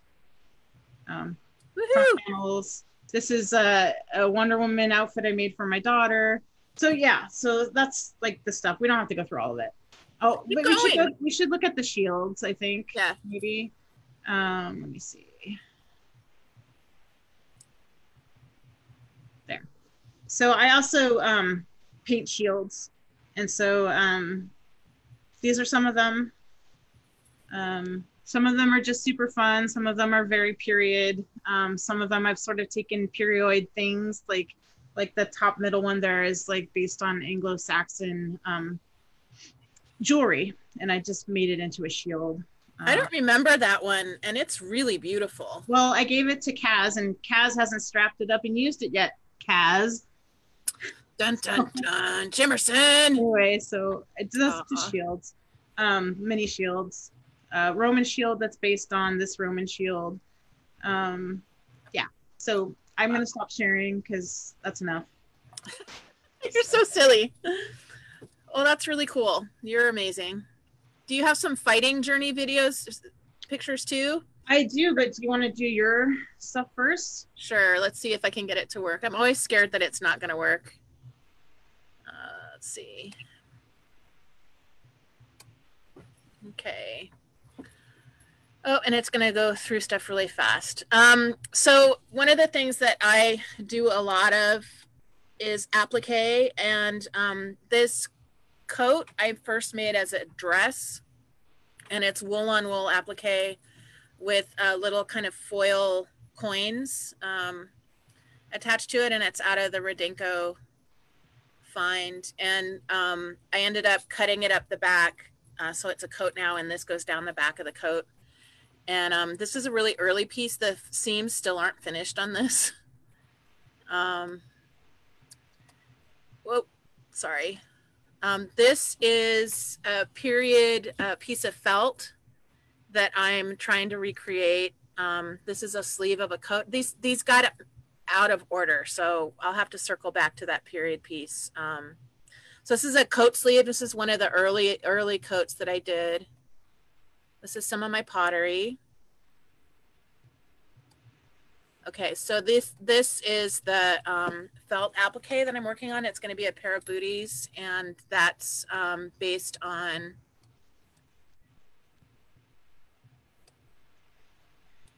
that piece. So you can kind of see.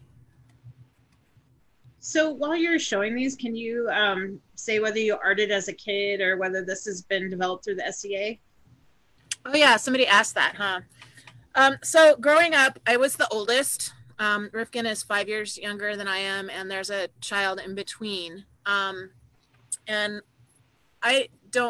we kind of had separate childhoods. We had very different childhood experiences.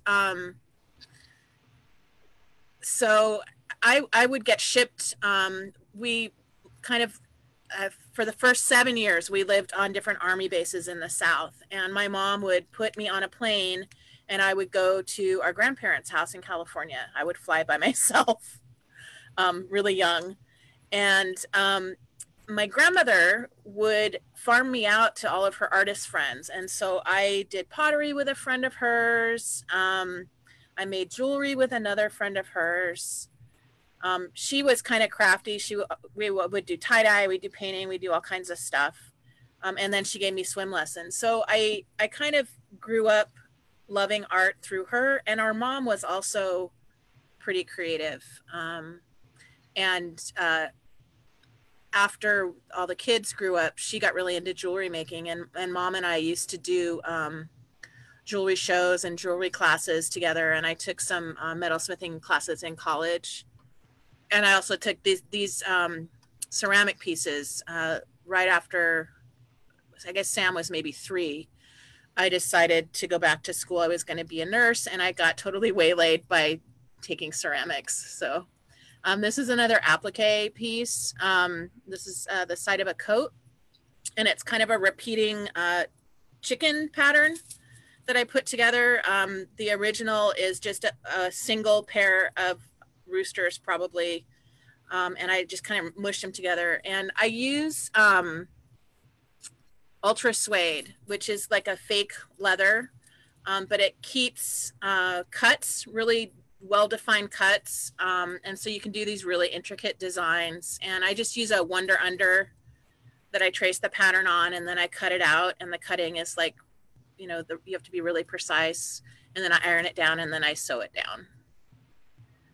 So that's my process with that. And those are like bedazzler pieces. So this is me starting to sew down those booty applique pieces. And you can see what scale the stitching is. And this is all felt that I've hand felted. I didn't dye it, but it's all hand felted. And this is a close-up of my Laurel medallion. Before I got Laurel, I was making glass beads. And then I had kids and I pretty much stopped making them. And the only beads I have left are these that I made, so I thought I'd include them. This is our banner standard. I originally cut out 2 of these lion heads. They're a little bit thicker than a 1/4 inch thick brass, and I cut them out with a coping saw, and I cut them out for Octomasade's armor. And when I went back to nursing school, I also took a metal casting class. And so I cast the deer that's at the top of the thing there. And so we ended up taking the lion heads off of his armor and putting them on the standard. I love the deer. That's super cool. Yeah, that's super cool. This is one of the things that we started doing in our kingdom was when our crown goes to big wars, we make bags to put largesse in. And so this is a Penzic bag that I embroidered, appliqued and embroidered. This is this year project. I made a hat for Gabe, Sir Gabe. This is my husband modeling it. He made some winged penis spurs that my husband fell in love with, and he said, just make me something in exchange. And so this is what he got. It's basically kind of a Scythian baseball cap with a winged penis applied to it. This is a Scythian skirt that I did for my laureling. You can see it's got a flounce at the bottom that is cartridge pleated. And that's a whole thing. That's been a subject of deep study for me. I've been looking at those skirts for a long time. And I don't know why we're looking at that again. These are the bottom of the booties. Again, you see the cartridge pleating, which is from 450 BC, which I find really interesting. And I don't know why these pictures aren't showing up. So maybe that's it, because nothing else is showing. Boo.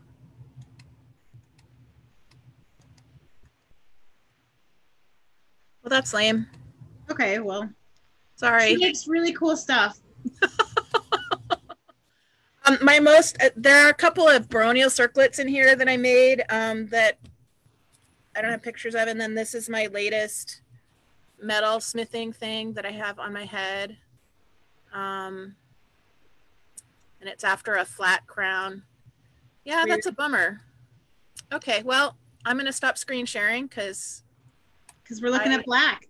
I am a techno turnip. I can never get these things to work right. So that's a bummer. So Mineko wanted to know if we compete with each other at all.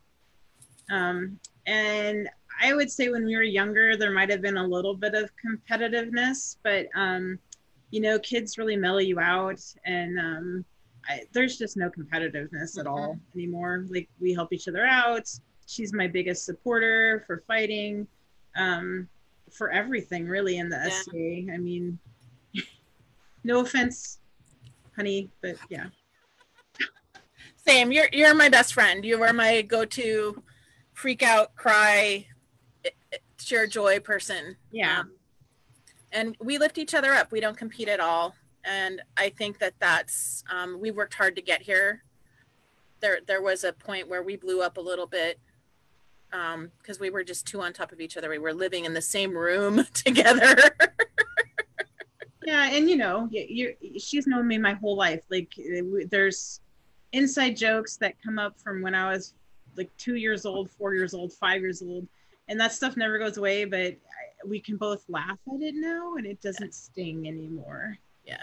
So ask me. I'm smart, I know. That's an inside joke.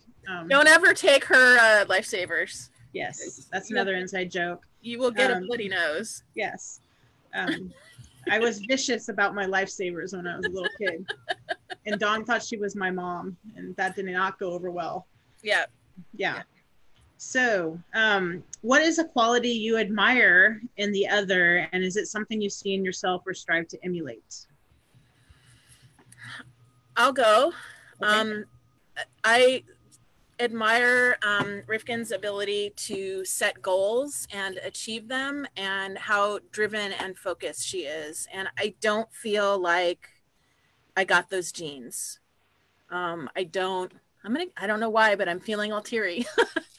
I don't feel like I got them in my personal life or my SCA life. I'm not built that way. I've never have been. I'm just really mushy. So I really respect that and appreciate that about you. Well, I admire your mushiness. You're definitely more approachable than me. Sometimes, I mean, yeah, and Achaxe has these like superpowers when it comes to art, and I guess I emulate some of that. I wish I could. She's very good at like making something that was something once into something else that's like super cool. I'm not very good at that at all. She's also really, really good about checking in with people. And being like a superpower, super good friend. And I like to think I do that sometimes, but I'm not as good as she is. I'm not. See, I think you're better than I am at it. I'm not. I think you are the person that I check in with most. And it goes back to that motherliness. Wow. You know, because when you were little, I took care of you a lot. And a mom put me in a role of raising you before I should have had those kind of responsibilities. And that's never gone away. And I'm sorry that I get that way with you, but the 70s were a different world. I mean, we were left alone all the time. We were super left independent to your own devices. I didn't actually answer the arting thing when I was a kid. I did do some, but I never felt like it was very good. So I didn't ever really pursue it as a big focus in my life, because I didn't feel like I could be successful at it, which is why I pursued law instead, because it pays the bills. But you made some really cool art at Oberlin. I love printmaking. I did printmaking in college. I did ceramics in high school and college. I did painting in high school and college. I never felt like I was very good at it, and I don't have a very good foundation on technique.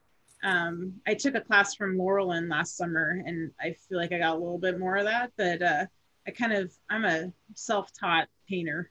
Yeah. Definitely. And, you know, after Laurelin's sewing tutoring, and you've tutored me in sewing too. Yeah. I'm pretty much self-taught on most of that too. You know, now it's easier to be self-taught because you can look up tutorials on YouTube and whatever. But most of it's self-taught. Yeah. Yeah. Same. Okay. Let me see. We sort of talked about what our favorite thing was we made for someone else. We sort of talked about some of that. Someone, yeah, a little bit. What is the root of my personal goal setting, and what have you worked hardest for in the SCA? Why don't we talk about what we worked hardest for in the SCA? Okay, you go. Oh, I go first? Yeah. I'm sorry. What have I worked hardest for in the SCA? I have worked hardest on being a good knight, I think. I went through this sort of, I don't want to say delusion, but I was disillusioned a little bit for a while. I really feel like the peerages sometimes miss the point, and we spend way too much time propagating ourselves and not enough time shaping our culture and influencing our culture and nurturing the people that want to be in the peerage. And I tried for a very, very long time through council to make that more important, and I couldn't make it work. It was very, very frustrating. I felt gaslighted a lot. I considered giving back my belt. And then I decided that I don't need to go through council. I can do it on my own. And going to meetings, if that's not fulfilling for me, I don't need to do that because I can be a good knight without going. So if that's breaking my heart, then I don't need to go. And once I gave myself permission to be the knight that I wanted to be, and not what I thought I had to do, or I, try to persuade everyone else to be the knight that I wanted to be, because they're not going to do what, like, that's just not fair. Life has been happier, but it's been a really tough process for me to get to this point. And that's just ideologically. Yeah. Prowess wise, I've worked incredibly hard to get to where I am. People always say, oh, you're so talented. And I kind of want to say it's not talent. It's skill, and it's a lot of hard work. And I do something fighting related every freaking day, every day. And it's more than one thing. Like, it's Pell work and mental work and reading books and watching video and fighting and working out. And I mean, and you've done that for years. Yeah, it's been like pretty consistent for decades. Yeah, at least a decade. Yeah. So I've worked really, really hard fighting wise. And I think, people see the other things too, but it all comes out of fighting for me, which is, when people talk about stick jocks, it kind of, I've kind of let it go, but I'm like, it's offensive. It is a little offensive because most of us have other things we do, if it's service or art or whatever, because you need to cultivate all of those different assets in the SCA in order to be successful in fighting. Like, you have to do service. You have to make stuff for yourself and others. I mean, you have to. Nobody's going to make all that shit for you. And so it is a little insulting, like, just because that is the thing that brings me the most joy doesn't mean I'm not well-rounded, doesn't mean the people that I hang out with aren't well-rounded. Fighting, being the knight that I want to be has been the hardest thing I've worked for. I think mine is the same. I think having kids and raising kids in the SCA, and this is a whole different ball of wax, I think that's been one of the most challenging parts of being in the SCA for me. But the thing that I've worked hardest at is becoming the Laurel that I am today. And it took me a good 6 years before I felt like I wasn't just a big imposter. It took me forever to feel like I wasn't just like should not be a laurel. And I think that has a lot to do with before I was laureled, I had such high expectations of who laurels should be and what laurels should be. And nobody ever lived up to them. I was that person before I got laureled. And then I got laureled and I couldn't live up to those things either. Shocking. So that was a really big learning curve for me. And it took me a really long time. And I still don't live up to my ideals, but I work really hard. I've put a lot of time in shaping the Laurels Council in our kingdom. I've written job descriptions for our secretaries. I help get term limits. I've worked a lot on our processes. And with a lot of my fellow laurels, since in the 16 years that I've been a laurel, our focus has really changed towards how do we mentor this person? So-and-so is making really cool blah, blah, blahs. How do we mentor that person? Who can work with them? How do we lift that person up? And that was not how the council was when I joined it. And I'm really proud of that. I've put a lot of energy into that. And I hope that it stays that way. I think that we've become a lot more diverse. We have a lot of ways to go to be more diverse. But yeah, that's my answer. So we've been talking a long time. Yes, we have. Even if we've been going in and out or whatever, do you want to go to the final 10 questions? And are we going to do the final 10? Oh, yeah. And I'm going to pick them up for you. Let me see if there's anything. Does anybody have any questions before we wrap it up? I feel like we've been talking a long time, but at the same time, I feel like we haven't really said anything. I haven't asked my dorky question. I want to ask my dorky question. Okay. What is your weird pre-interview ritual? Do you have one? So I really don't have a weird pre-interview ritual. We were talking about this a little last night because she gave me a heads up. But what has been really weird about these interviews is that for the first time ever in the SCA, I feel like a girl, like a girly girl, where I get to wear makeup and I get to wear pretty clothes and I get to do my hair. And I've just that's not me because I'm fighting all day. And by the time I'm done fighting, my body still sweats for 3 hours afterwards. So I'm still all sticky in my clothes, and if I put on makeup, it's pouring off of me. Seriously. And then, I've taken a shower, so my hair's whatever. So that's been kind of cool to just play with that other part. Yeah. So yes, putting on makeup is a weird thing for me, so I'm going to say that. For me too. I used to be super glam in high school and part of college, and I had kids, and I just let myself go, girl. So this has been really fun. It's gotten me to focus back on my costuming again for myself, which I've sewn, I think, for maybe 15 sets of royals in our kingdom and maybe another 5 not in our kingdom. At least from the waist up. Yeah, so from the waist up, I'm making some nice stuff now. Mary wants us to show our weapons. These are my favorite scissors.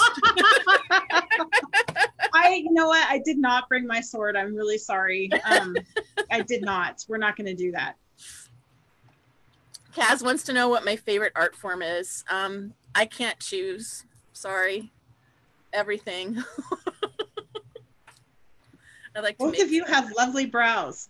Thank you. I was noticing that I look asymmetrical tonight, but I think it's the light. So. That's natural. Right. We have a natural unibrow, so we've got lots to work with. All right. If you could have a collaborative art project with anyone in the world, who would it be? Oh my. You switched that up on me. I'm not prepared for this at all. You want me to answer mine and let you think? I think that there are so many people I'd like to collaborate with. My Laurel, Duchess Ludwiga, did a project where she did a bunch of stuff for a museum display. She recreated some period pieces, and it was put on display at a museum. And I really regret that I wasn't a part of that. So I think it would be really fun to do something like that. I would really like to do costuming for your and Sven's reign. That's the big collaborative project that I'm looking forward to. And with whoever wants to do it. So there. That would be lovely. No pressure. I have all the fabric. I know you do. I'm jealous. Okay. Oh, did we no. I thought maybe we paused again. Okay, so the question to me then is, if you could fight anyone in the world, who would it be? I want to say all the dukes I'm interviewing. Like, I want to fight them all. I have been, it's been such a great experience talking to all of these men. Most of whom I probably would never meet because I am not an outgoing person. I sort of fight and I'm not good at the social part after. And it's just been an amazing experience to just get a slice of these, what drives their passion. So I want to take everyone that I'm interviewing and put them on a list and go hunt them down as soon as events start happening again. That's awesome. And I will add that I'm going to add Stefan von Dresden to that list.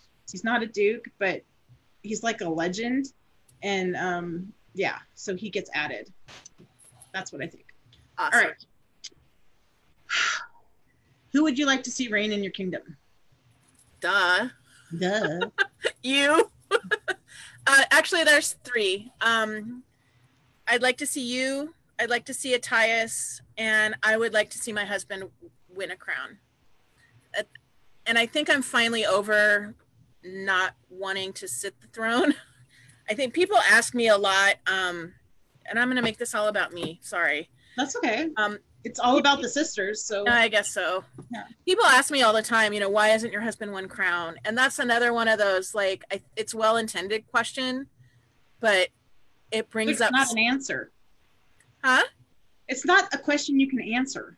It isn't. And it brings up a lot of guilt for me because I feel like, I think he's always known how petrified I am of sitting the thrones.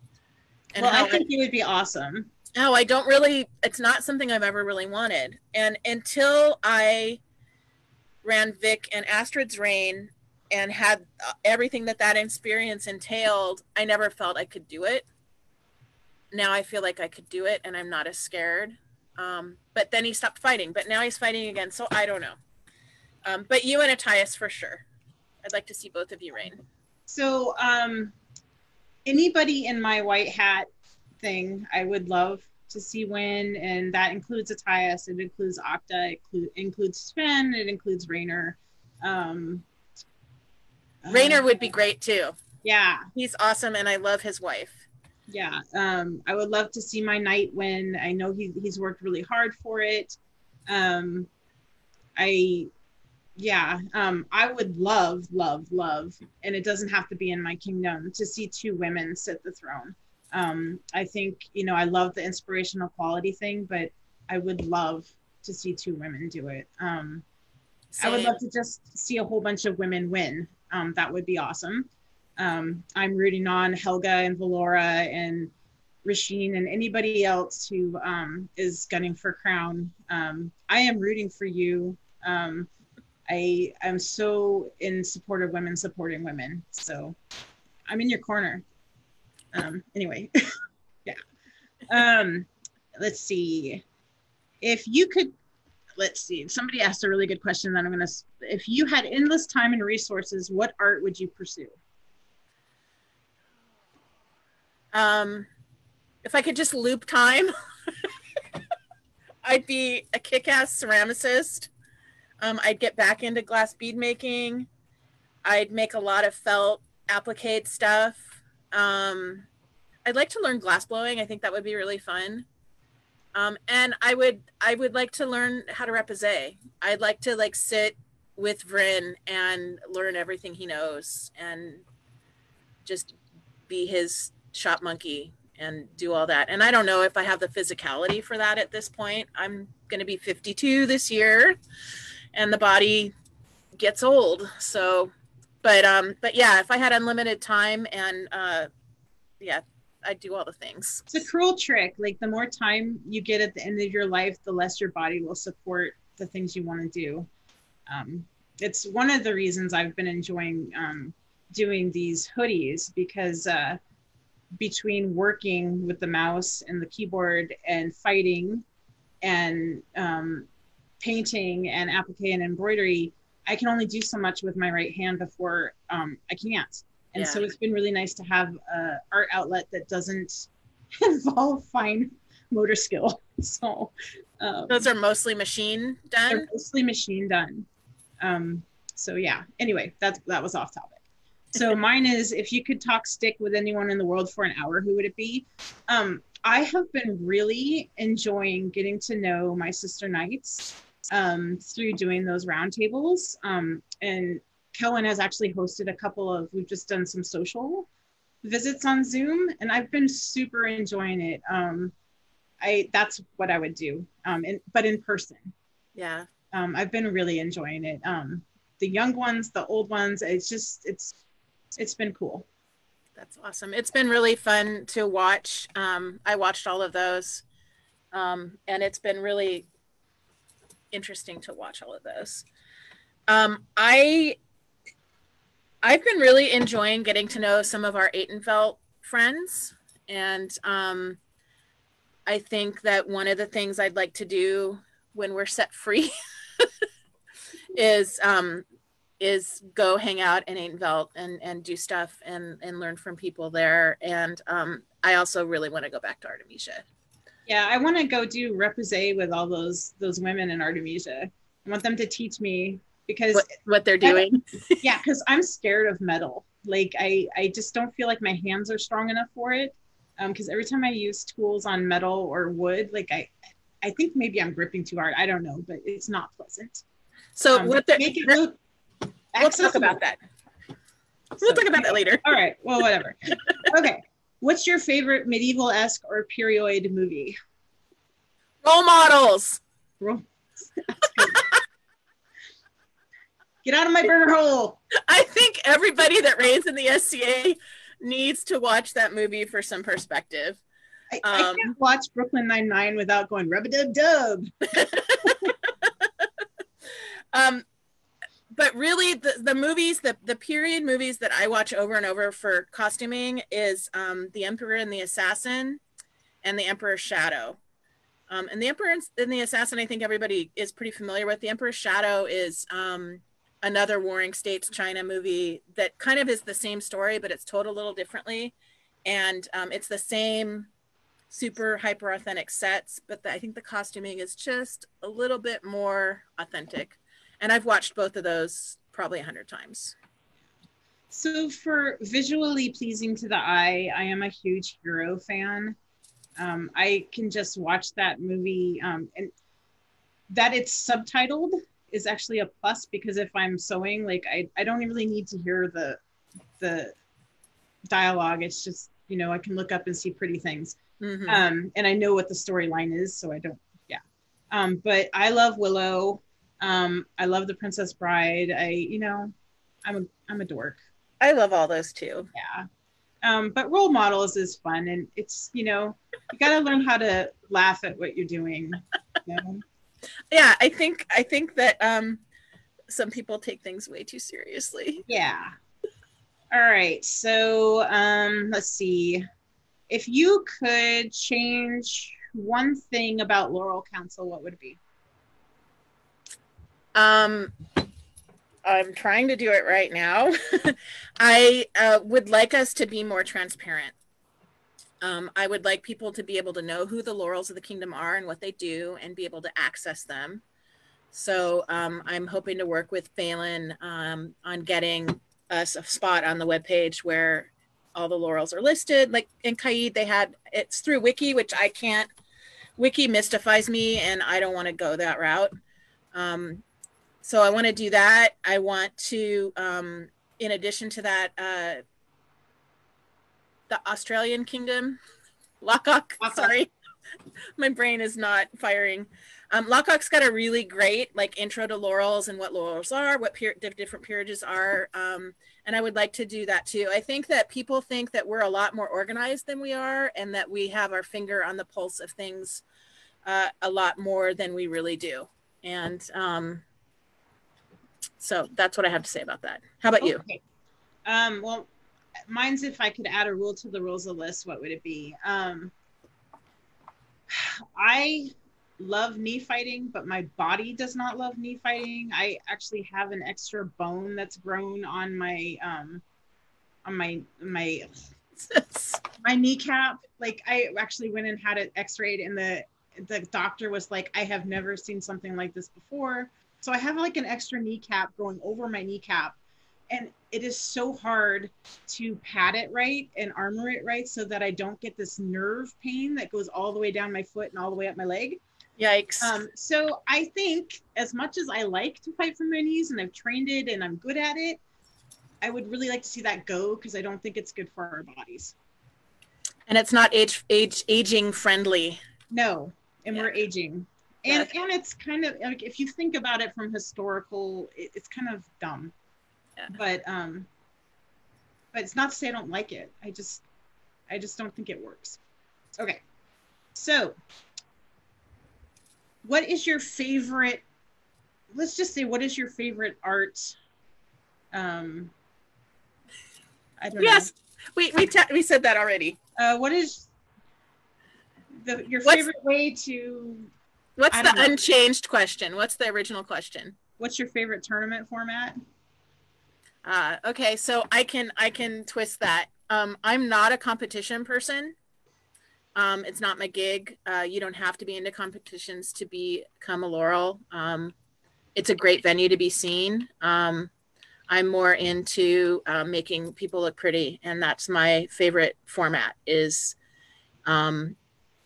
making regalia to enhance the kingdom, and making costumes for sitting royalty and people getting their peerages to make them feel pretty on their special day. So that's my answer. How about you? I love tournaments. I love pickups more. Mari introduced me to the Swiss list, which is basically like you decide you're going to do 10 rounds and everyone fights 10 rounds. And it's, if you know how to run the Swiss list, it goes super fast, because they like shift.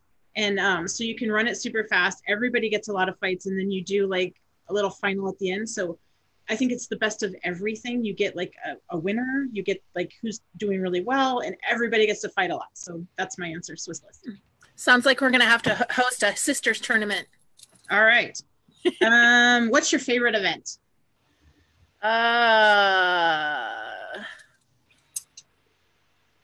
It used to be Kingdom A&S, but I've kind of stopped going to those. And here's like my dirty little secret. Things changed in our kingdom, and you have to like take classes to judge at Kingdom A&S. And I don't know, that's totally legit. I think it helps standardize the people that are judging, and it's more fair to the people that are competing. But my reaction to that is, fuck you, I won't do what you tell me. I'm not taking a class to go and spend my time working at an event. And it's a totally juvenile, ridiculous reaction. But that's how I react. So that's not my favorite event anymore. I think that I don't have one. Maybe Sport of Kings, because there's such a great energy around fighting. And much like you, and maybe even more so, my husband is a fighting addict. I mean, it's an addiction. And to see him light up and get so energized and jazzed, and he just loses his mind. He's like a dog that just is like so happy. And I love that. That makes me really happy to see both of you in your element like that. So maybe that event. I I think I'd probably say Sportive Kings too. All the fighting, people from everywhere. We make nachos and margaritas.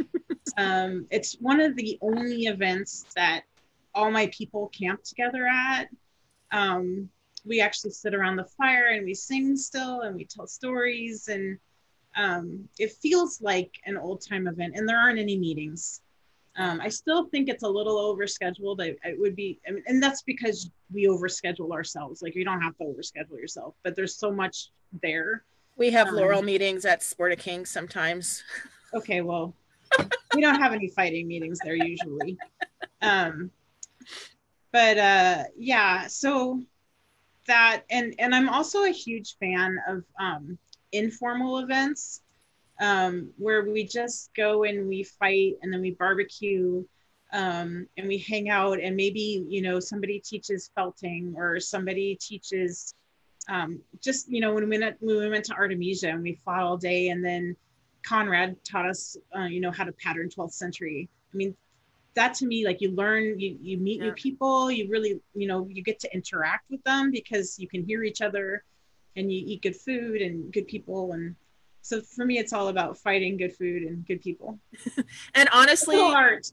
Sitting my ass on a couch with somebody else and working on a project is like the best part of the SCA, and I miss that because we can't do that right now. Yeah. So if you could make a masterwork, what would it be? If you had, you know, do you have any masterwork in mind that you would love to make, but you just don't have the time? The booties are kind of it. This was one of the things that I really wanted to make. I think that this is maybe step A out of probably like 50 billion steps. It's not really where I want it, but I really love it. But the booties that I'm making are, I think, also the first, not the first step, because I've made maybe 1, 2, 3, maybe 4 pairs of booties already.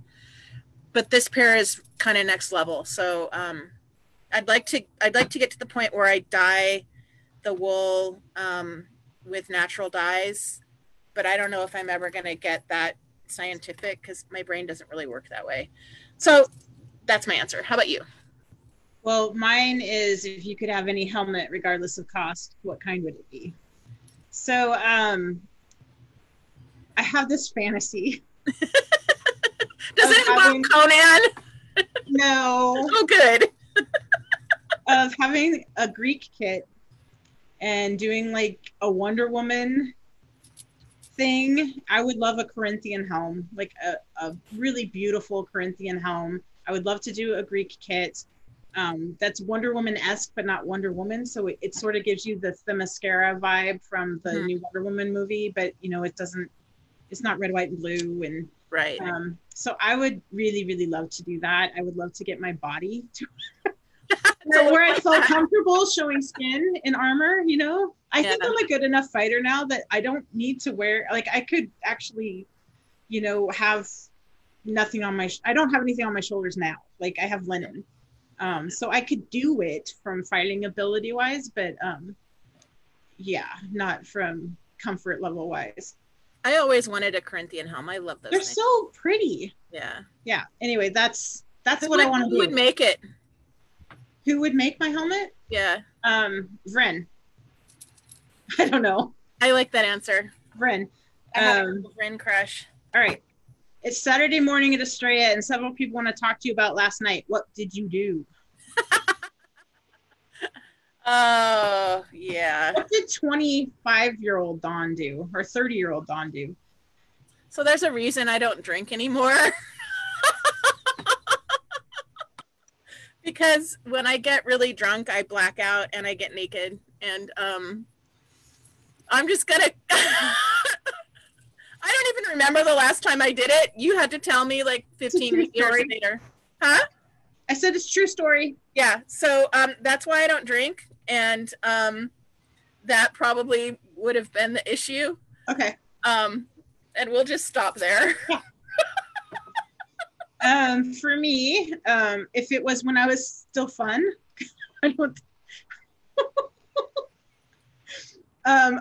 I probably like tripped over my words with someone and I said like something insulting and I didn't mean to, because I do that. Yeah. But I don't mean to. Like, it's just like I have to think afterwards about what I said and I'm like, oh, that was bad. Yeah. So anyway, it wouldn't have been intentional, but yeah. So who is your artist crush? There's so many. There's so many. I love the work that Vran, whose SCA name is Sigismund Helmschmied. I love his metalwork in and out of the SCA. He's got a beautiful aesthetic. I love the dye work that Duchess Kiva is doing. Duchess Ludwiga continues to blow my mind with everything she does. Maya Sara's amazing beads. Just so many people that I appreciate. The cooking laurels. Eduardo. Eulalia. Vesta's amazing foray into God, I'm blanking on what it's called. You know, that culture, that ancient culture. Yeah. Yeah. With God, that's so bad. Yeah. Minoan, thank you. Jesus. So yeah, I get a crush on every new artist that I encounter. I love Maggie's pottery work. I love Mineko's pottery work. I love the medallion that Zipster just made me. It just, yeah. I love that people share their process photos and their project photos on Facebook. Like for me, if I could make a Facebook filter and it would just be about really fighting related stuff, fighting, not political, fighting, art, people's kids and dogs and their vacations, that would be my whole Facebook. That's what I want to see. So keep bringing your art on and whatever, like your fighting and your workout things or whatever, because people appreciate seeing the work that you're doing, whatever kind of work it is. For sure.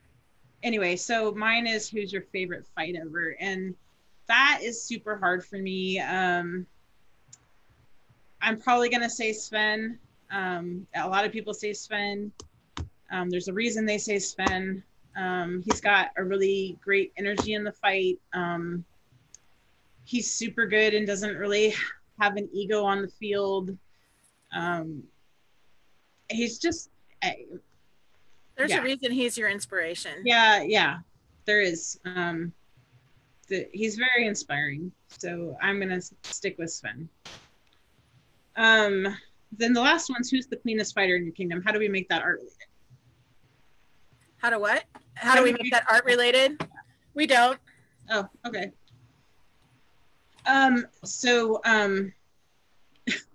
Funny enough, the cleanest fighters in my kingdom are also the people I want to see win crown. So I won't really repeat all of that, but it's all the people in my white hat thing. I mean, you have Kaz is super clean, Raynor's super clean, Attias is super clean, Christian's super clean, Sven is super clean, Octa's super clean. Yeah. And I love that. I love that there's so many people I can name. And everybody has bad days. Yep. And I wish that there was a better way to address it without people getting super bent about being called out. Like, even if they're called out gently about it. And that's a whole other thing that we won't go down that road because we're trying to end the interview. Right. We are trying to end it. I can't believe we talked this long. Oh my God, it's 9:20. I know. Sorry, everyone. But you stuck with us, so thank you. Yeah, thank you. But I agree. And if we can diffuse it, make it more commonplace to talk about it, and take away the stigma, all good things. Yeah. Because we all make mistakes. Nobody's perfect.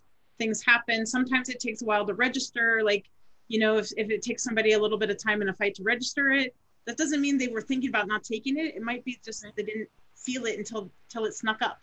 Like sometimes that happens. Lots of us have nerve damage. It's true. Or just sometimes adrenaline. Honestly, in the short time that I fought, I never called a blow because I couldn't get out of my head enough to like, and I was so bruised. It was horrible. Anyway, thank you all for joining us. I'm sorry, like we talked for so long. Don't apologize. We had fun. Okay, we had fun. Thanks for joining us. Yeah, we're interviewing next week. We are interviewing Viscountess Natalia, I think. And I'm really looking. But first on Friday, who are we interviewing? Oh, Friday. We're interviewing Duchess, or Her Grace Sir Ava von Danzig from Lockhock. She is a fabulous fighter, fabulous artist, fabulous person. I'm really excited to get to know her a little bit more through talking to her. Yeah, that's another woman I'd love to see win crown. And I think she wants it too, so I'm not putting that on her. Like I went through a phase where like I can't put my dreams on other people. But yeah, so tune in Friday. That'll be super fun. And tomorrow, Sir Kelvin and I are going to talk to Duke Albert from Avacol, so that should be fun too. Awesome. And then on Tuesday, I am going to interview Dame Varia from Artemisia. And next Wednesday is Viscountess Natalia. So yeah, so super fun. Thanks everyone. Good night.